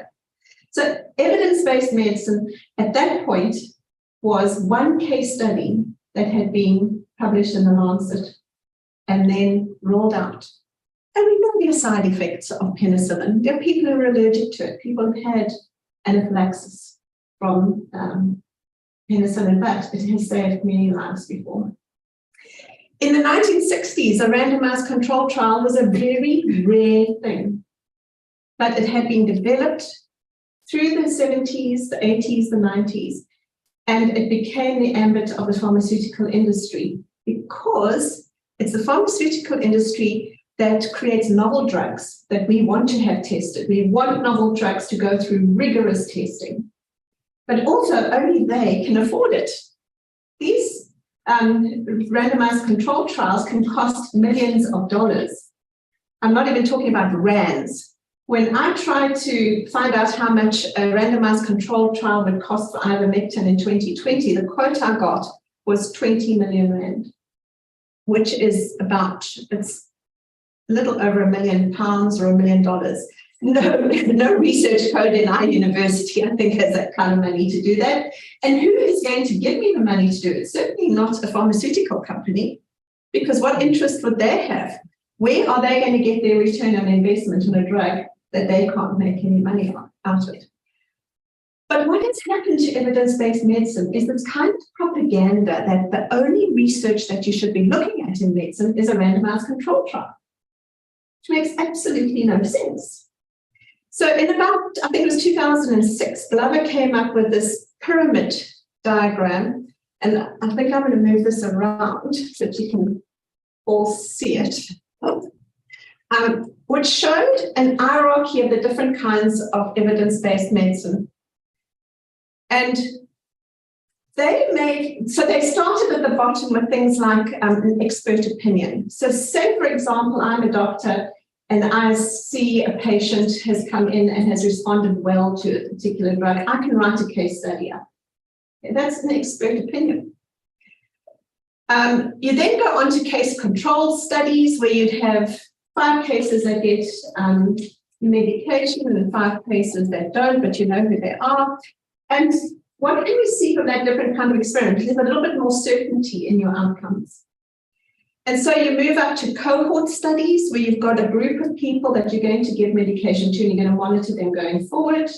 So I've got 34 patients in my during a delta wave, and I'm going to look at what happens to them. It's a cohort study. And then it goes on to randomized controlled trials. And what this pyramid did was said that as you're going up the pyramid, so the quality of research is improving. And that is absolute nonsense. It's not the quality of that's improving, it's the certainty and your ability to make inferences from the data that improves. It's not the quality. You can get really good quality cohort studies and really bad randomized controlled trials. And I've seen that happen in the last couple of years. And I've seen how randomized controlled trials have been used to manipulate the narrative. I've also seen companies who run 3 or 4 different RCTs on one drug, slight tweaks between them. 3 of those trials will show the drug doesn't work and 1 does. And which one do we get to hear about? The one that does work. Because you can tweak a randomized controlled trial to give you the results that you want. And if you are looking after shareholders, what are you going to do? So I believe that this evidence-based pyramid has misled evidence-based medicine since 2006. So if we could move on to the next slide, please. I believe that we should be looking at evidence-based medicine as a totality of the evidence that exists out there. We've got to look at everything that is published. I believe that preprints play a role, but I think when you start making decisions on things, you've got to be very wary. Preprints during the COVID pandemic have caused havoc. There have been people that have been dishonest in their data, and their data had been included in meta-analyses and skewed them. I believe that you've got to have better control over the data. But if you're using only published data, you should be looking at everything that comes out. And right at the beginning, not making a judgment on the quality. The only quality judgment you're making on is it published? And at this point, you look at all your non-systematic reviews type of publications, like your expert opinions, your narrative reviews, your editorials. You should also be looking at your structured analyses, like your systematic reviews, your meta-analyses. And the meta-analyses have also been hijacked. There was two meta-analyses that came out within a couple of weeks of each other in 2021. They used the same methodologies. They were both from experienced meta-analysis groups, and they came out with absolutely divergent results. The only explanation for that is that there definitely was a lack of objectivity in one of those groups at least. So even at the structured analysis point, I think we would have to look at quality. Then, of course, you've got to look at the clinical studies, and here you look at everything from the population studies. India had Uttar Pradesh. They had the most amazing data coming from Uttar Pradesh, but it was dismissed.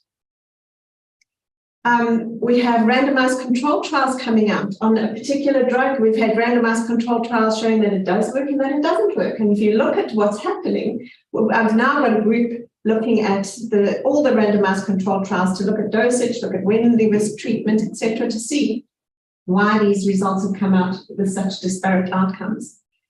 We must look at all the cohort studies, all the case control studies, and all the case reports and case series. Look at everything. And what the pyramid diabolically ignored were the mechanisms of action. How do you explain what is happening in a clinical setting if you do not understand the mechanism of action? And it's completely ignored. So if you're looking at the mechanism of action, you look at everything that happens in vivo, in vitro, and in silico. Today, we've got the advantage of in silico work, where we can get things explained to us a lot faster than in some in vivo and in vitro studies. So if you could move on to the next slide, please. This slide shows how the pyramid that has become part of every single textbook, that has become central to the teaching of evidence-based medicine globally, actually ignores the totality of evidence. Everything in the wheel includes what is in the pyramid plus more. It includes the mechanism of action plus many more of the opinions that come out. So if we can move on to the next slide, please. This is the final slide.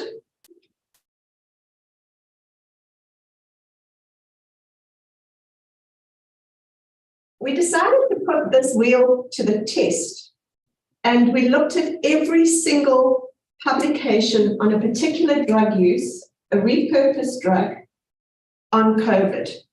We only looked at what had been published and what had been published in PubMed, because PubMed is a world-known database for clinical research. But one would assume that if a paper does occur on PubMed, we are able to assume that it has some credibility. So we looked for every single, thank you. We looked for every single paper that had been published since 2020. Since 2020, the beginning of the pandemic. And at this point, this wheel ended on the 1st of October last year. If you have a look, the majority of the publications are your reviews. So what I've shown you so far is just the inner two circles. The outer circle is used once you've got figures after you've sorted out your publications. You've sorted them out into what gives you a positive outcome, what gives you a negative outcome, and what is inconclusive. And our rule for looking at this data was inconclusive was, although this trial might show some trend towards positivity, we still think we need more research. So the yellow in this diagram on the outer ring means do some more research, but it's not, do not use this drug or go ahead and use this drug. So just like your pyramid, most of the research is in your non-systematic reviews. And why does this happen? Because in the early pandemic, the first papers that were coming out were from doctors at the coalface saying, hey, I've treated 30 patients with this drug and it's working. And it was coming out of countries in South America, it was coming out of the Middle East, it was coming from places like India, other developing world countries. And what was the West saying? Oh, look at where these papers are coming from. Can we really believe what's coming out of this? The kind of prejudice towards developing world research came through thought in the first couple of years of the pandemic. And as Brics, we should be very aware of that.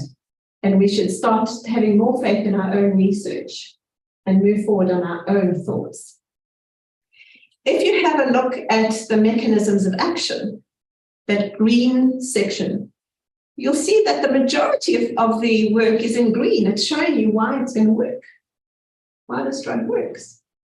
If you look at the clinical studies, there's a lot of red, but then what happened was there was a prejudice that came through about in the middle of 2021 for publication of anything positive about this drug. I had a student who wrote a paper, a review paper on the mechanisms of action to explain why this is going to work in COVID.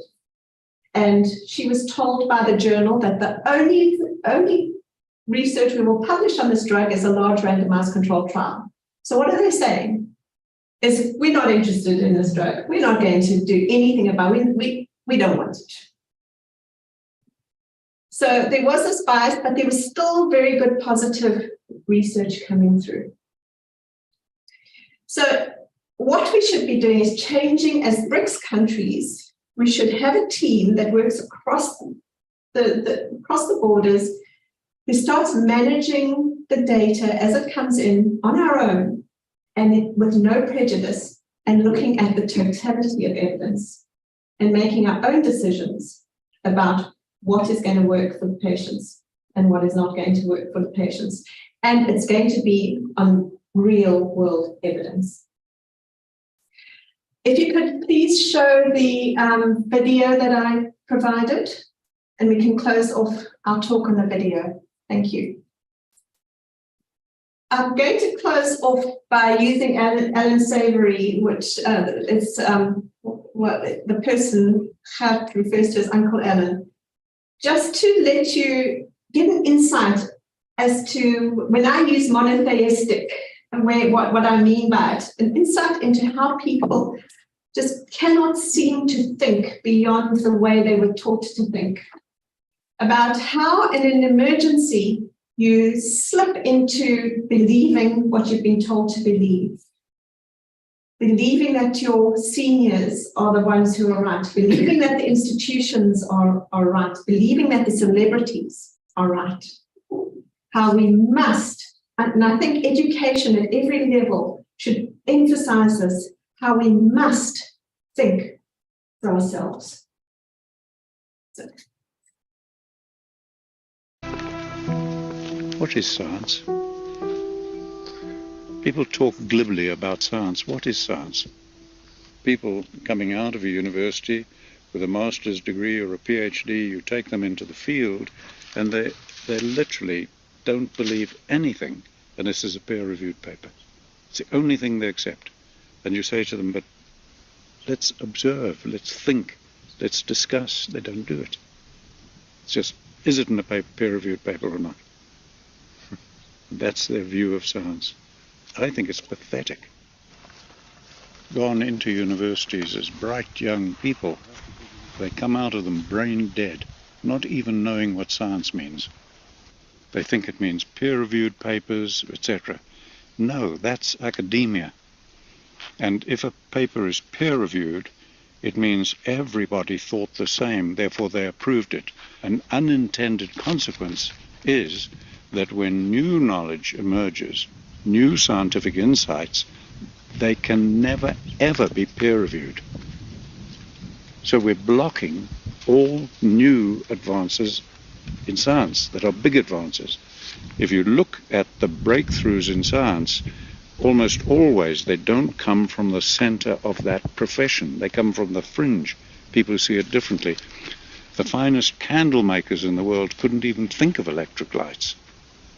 They don't come from within. They often come from outside the Brics. We're going to kill ourselves because of stupidity. Like he said. What is science? So I think that's a lot of people were killed in the pandemic because of stupidity. Thank you for the opportunity to share that. Thank you very much to Prof. Kruger and Prof. Aldous. I think very interesting insights, given us lots of food for thought, and I think also lots of work in terms of the Brics countries and the collaboration that we can and we should consider in terms of how the evidence-based research in as far as the health sector is concerned or the medical sector is concerned. So with that, I want to open up the floor for questions. Are there any questions from our delegates? Please, or comment, please go ahead, Prof. Matwane. Thank you very much. Thank you so much for a very insightful and thought-provoking presentation. It really opens up one's mind regarding how this whole issue was approached and particularly how it was managed from the perspective that you've given to us. I think just a comment from my side, the fact that the government or the country maybe reacted the way that they do. And I will speak from the perspective of my discipline, that oftentimes when there is danger, we either react in one of three ways. It's either flight, it's either freeze, or it's either fight. And I wonder to what extent, because this was new for most countries, the fight mode kicked in. And when we fight with something that we're not familiar with, we can be irrational. We can do things that are not making sense in any way. But I think what you're saying to us is that we learn from hindsight.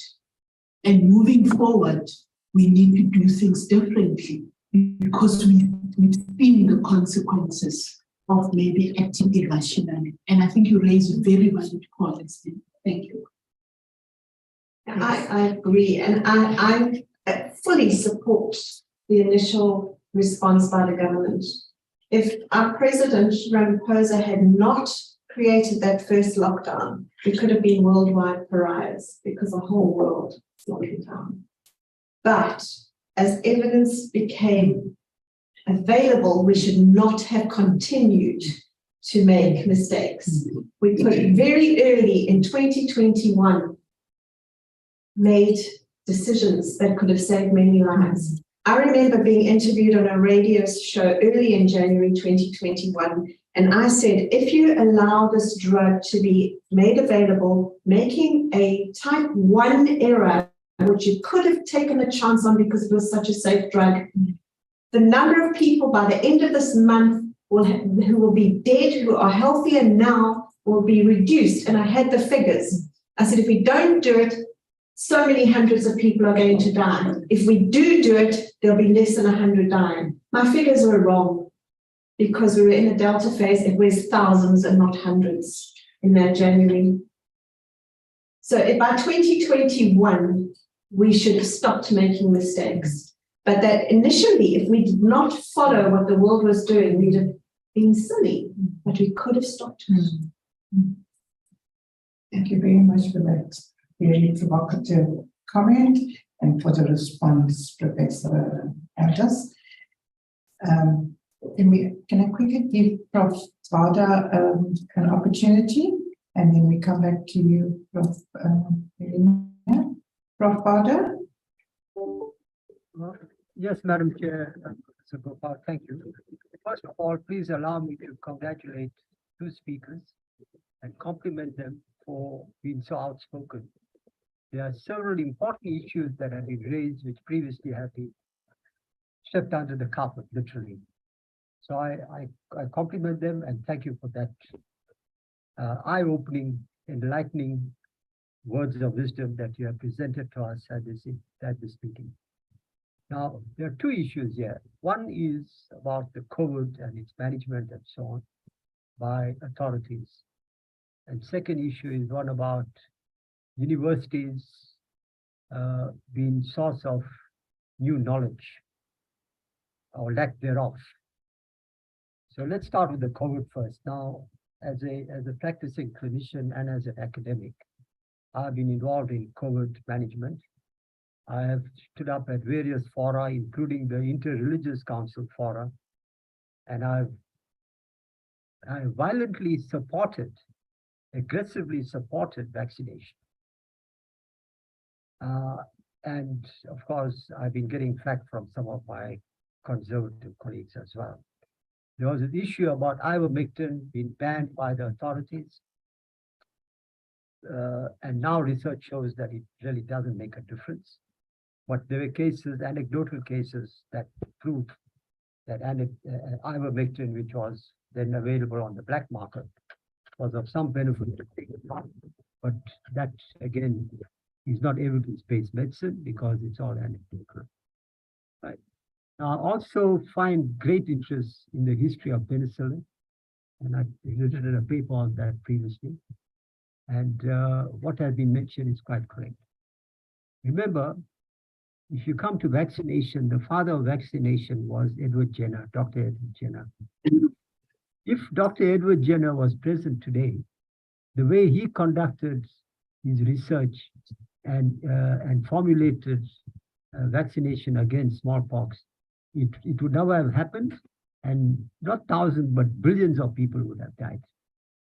So we are constrained by regulatory laws and authorities, which may or may not be kosher, if I may use that term, because it now emerges, and there's a great number of court cases going on in the United States against various pharmaceutical companies and vaccine companies that formulated different COVID vaccines, that they had suppressed vital clinical trial information from the public.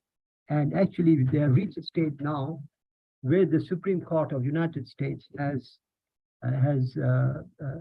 instructed Federal Drug and Authority to release some of these clinical trial documents, which they say will take 50 years to process and release. So this goes to show if the companies don't have anything to hide, why are they not fast-tracking the release of these documents? Right. So COVID was mismanaged.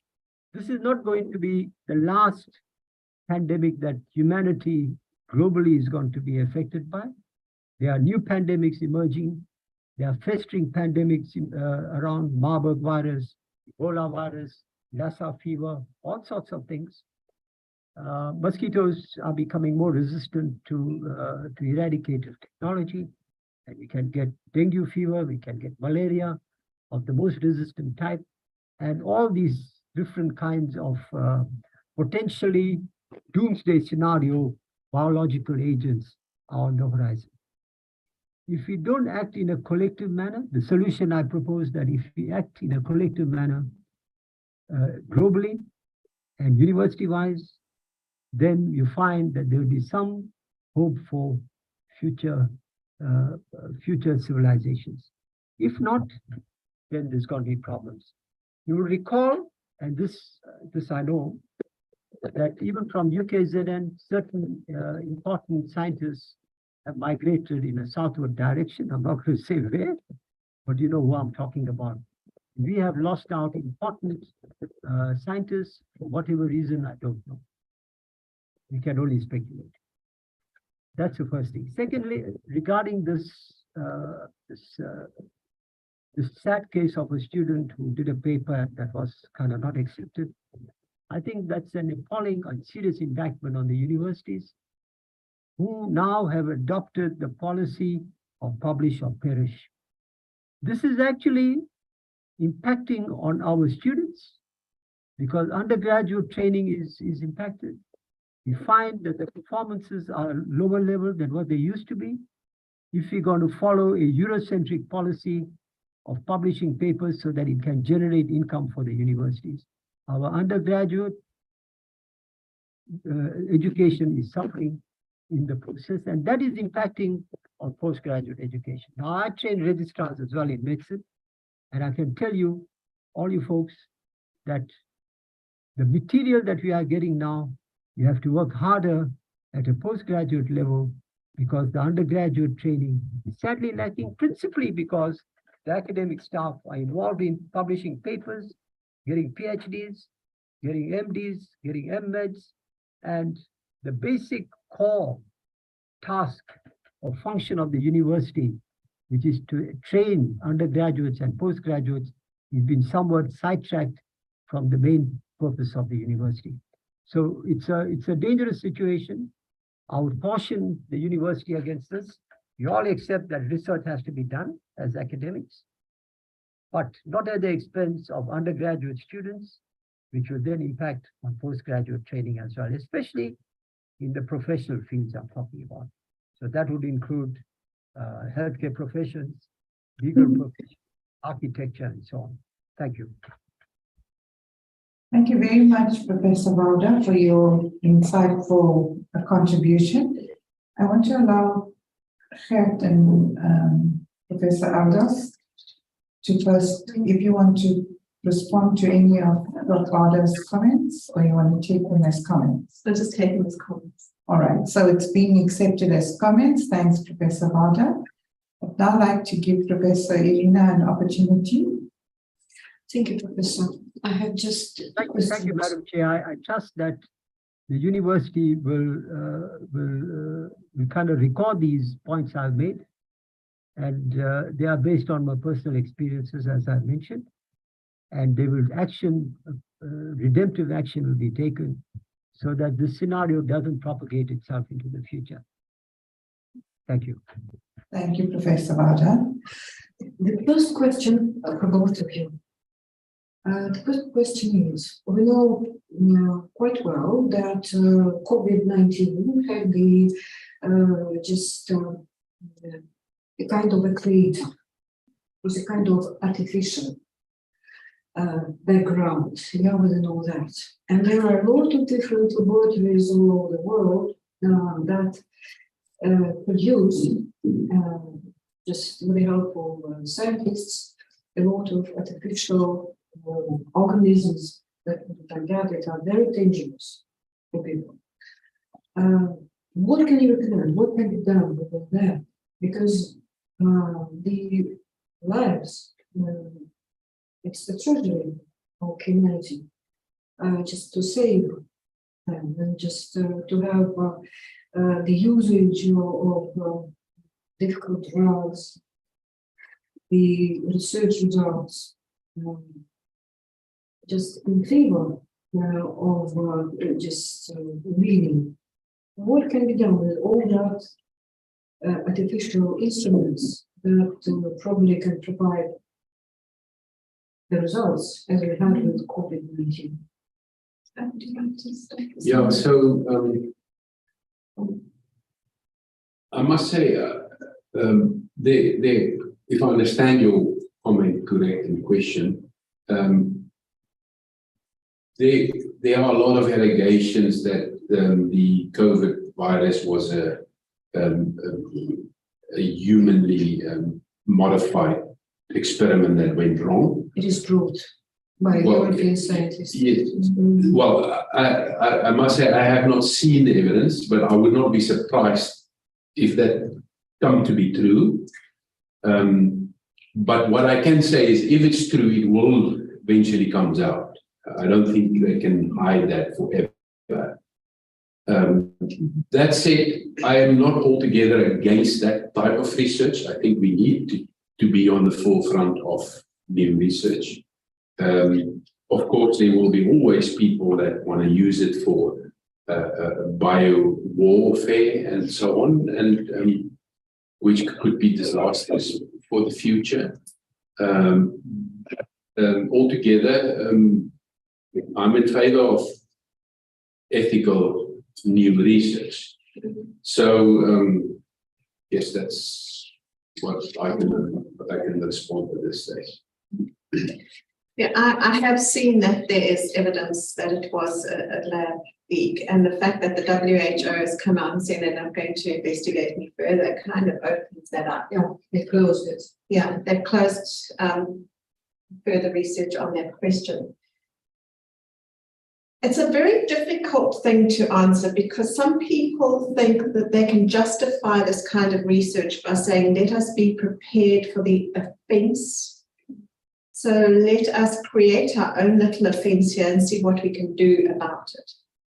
So people do justify that. I know I was in the States in the early 2000s and anthrax was the big thing. So people were looking at anthrax as potential biowarfare and how to prepare against that. If you ban this kind of research worldwide, it will be banned in the public eye. It's never going to be banned underground. It was banned, part of it was banned in the States, and I believe that Anthony Fauci was subsidizing it elsewhere in China. So it's going to happen. So if it's going to happen, what we've got to make sure of is that there is not a leak. So what happened? Have they actually gone and found that one index case, examined it, seen what happened, and make sure that that never happens again? So if that one person in that lab broke a vial, put them in lockdown for 2 weeks, you know, that one person had those kind of arrangements. Maybe they were too scared to even mention that they'd broken a vial. I don't know. So the only answer I've got for you is it's not going to stop. It's going to be there. Just make sure that measures are there in place to, be transparent and have measures to prevent it from going as crazy as it did. Okay, well, just at the same time, it's better to invent something to protect it, yeah? That's how they justify. I don't ever want to be part of that kind of research. Thank you very much for your point of view, yeah. Can I make a completely different point? I think what should come as well from this whole Coincidence. balls up, excuse my French, is that I think the philosophers and the ethical people studying ethics and even law, maybe more subjects, should come together and study the fundamental concept of what power governments should have. And remember, they have the power that we allow them to have.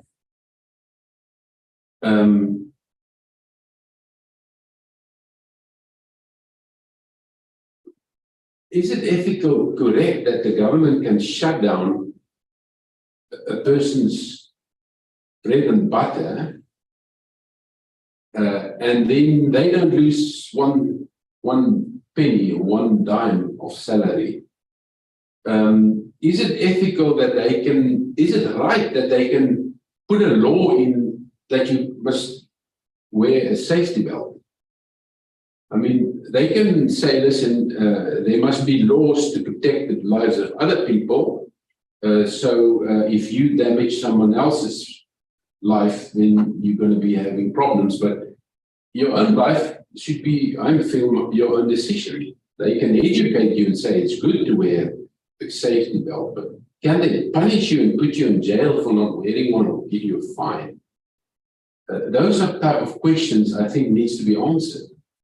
I believe in the free market enterprise. I believe individuals should have the right to decide what risk am I going to take, willing to make and take to make a profitable life, to profit in my enterprise. I don't think the government can dictate that to you. So that's just, and I slightly disagree. I don't think they fought. I think they hide and they froze us. Okay. I'm in the fight mood now. Okay. And I think more people must get in the fight mood. Thanks. Thank you very much. And it was one small question. You mentioned just the publications, yeah, and we perfectly know that sometimes Springer and some other editorials, they don't accept something very useful.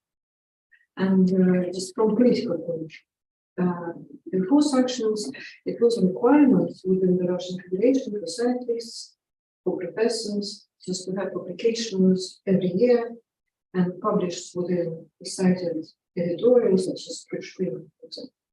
And actually, the situation has changed. We have role citation of different countries.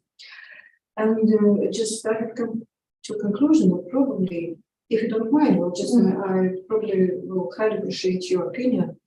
If there is a necessity to have a kind of the British Journal of Developing Studies in different disciplines, because any scientific school within our British countries have treasuries within that. Why not to share it within our editorial?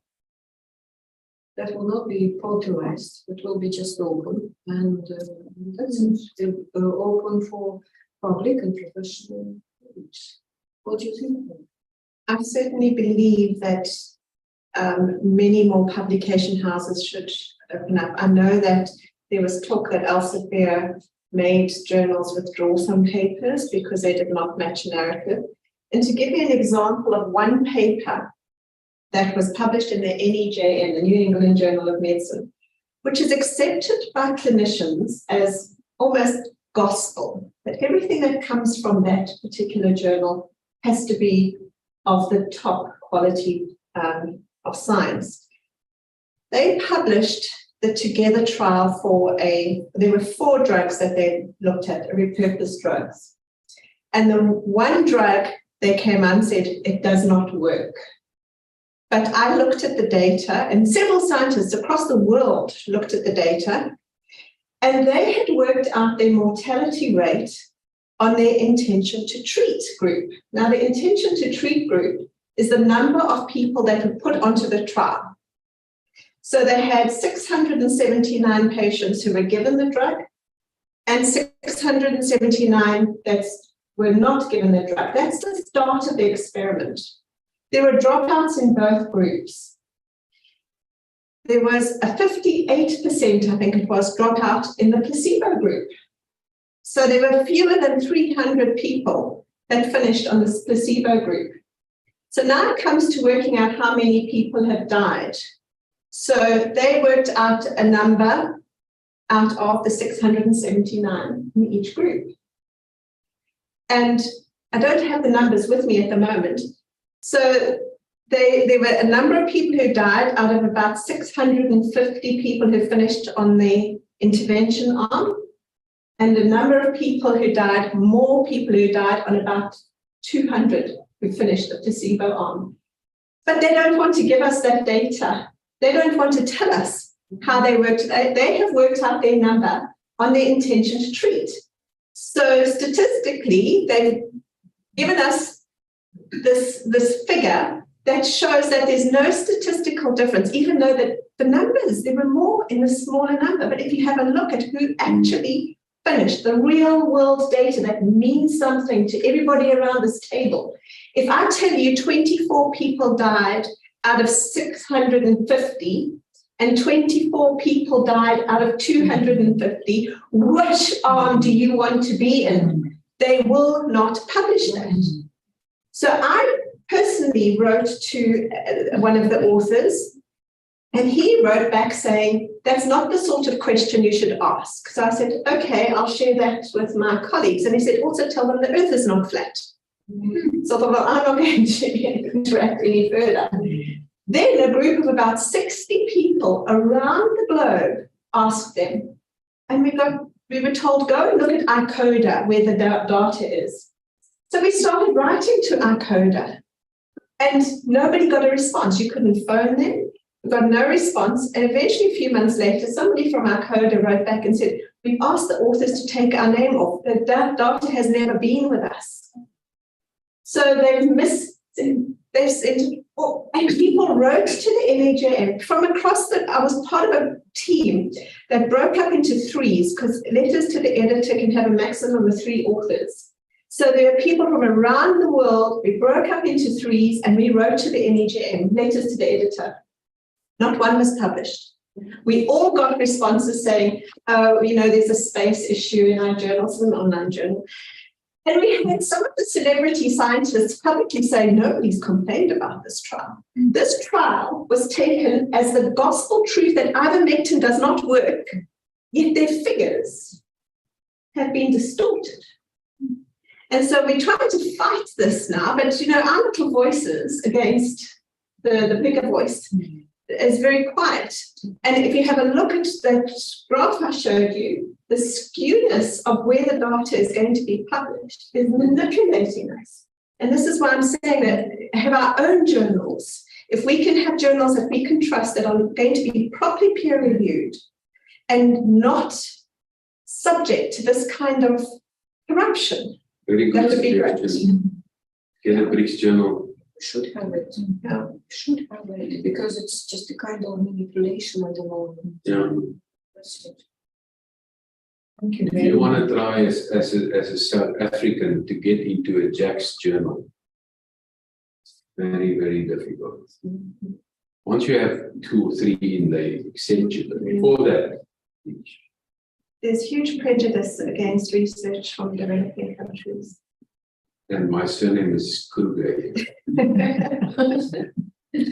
So thank you very much, ladies and gentlemen. I think You know, as you say, You have another chance. Yeah, definitely. this is the kind of information that piques all of our interest, you know, whether it's in academia, whether it's the public at large, every person I think on this globe wants to learn more and know more about the virus. Is the theory around it having been, you know, leaked out from a lab, etc., etc. And I think the kind of information that was shared here today kind of like ticked many boxes for many people. And with that, I want to say thank you very much once again for the question, for the comments, etc. And the last question is from Marie. I actually was wanting to speak to something that the others said about during lockdown about smoking. And you were asking me how much was a packet, and I said 1,000. That was incorrect. It was 1,000 per carton. Okay. And it went up to about 2.5. What was strange about it was that brands had just been invented, like, you know, like weird packaging. And I'm a smoker, and I noticed that amongst the people who were buying cigarettes, myself included, I really couldn't at this point. Some that were really popular then became brands that were being sold in stores when cigarettes came back. I don't know how that happened, but when the boxes initially made, they looked extremely cheap. They looked like they were just put together. But when they hit store shelves later on, it had approved by, made in this country's recommended price, proper packaging, which leads me to believe that they were just doing that test and then develop a product and then bring it. So I can't speak on how that happened, but I can tell you that it happened. Yeah, it was one of those bands that made no common sense really and led to corruption, corrupt practices. Into lots of money. Lots of money. Economic opportunity. Yes. All right, ladies and gentlemen, our online participants as well, thank you very much for your participation today, for the interesting questions, comments, the extremely provocative presentations that we had from our presenters today kept us really spellbound. Just to say that we look forward, we thank you for joining us today, for your participation, and we look forward to you joining us tomorrow at 9 o'clock sharp. We have an interesting lineup for tomorrow as well. At 9 o'clock tomorrow morning, we have Professor Matuane from the University of KwaZulu-Natal in South Africa, and she's going to be speaking to us on community engagement and community psychology in peacekeeping and interface of perspectives. Plus, in addition to her, we will have Ms. Gabi Sharma, who's from India, and she's looking at India's energy security vulnerabilities, assessing threats to critical offshore and onshore energy infrastructure in the Indian Ocean, plus climate change and its impact on peace and security. Our third speaker for tomorrow is Ms. Mei Xiang from China, who will speak to us and share her views based on her own research, speaking specifically to climate change and its impact on peace and security. I think we all are looking forward to tomorrow's lineup as well. And with that, let's give us all a huge round of applause, including our participants, and we look forward to seeing you tomorrow. Participants online, please remember to use the same link as today until the 23rd. Thank you. Bye-bye. Ah.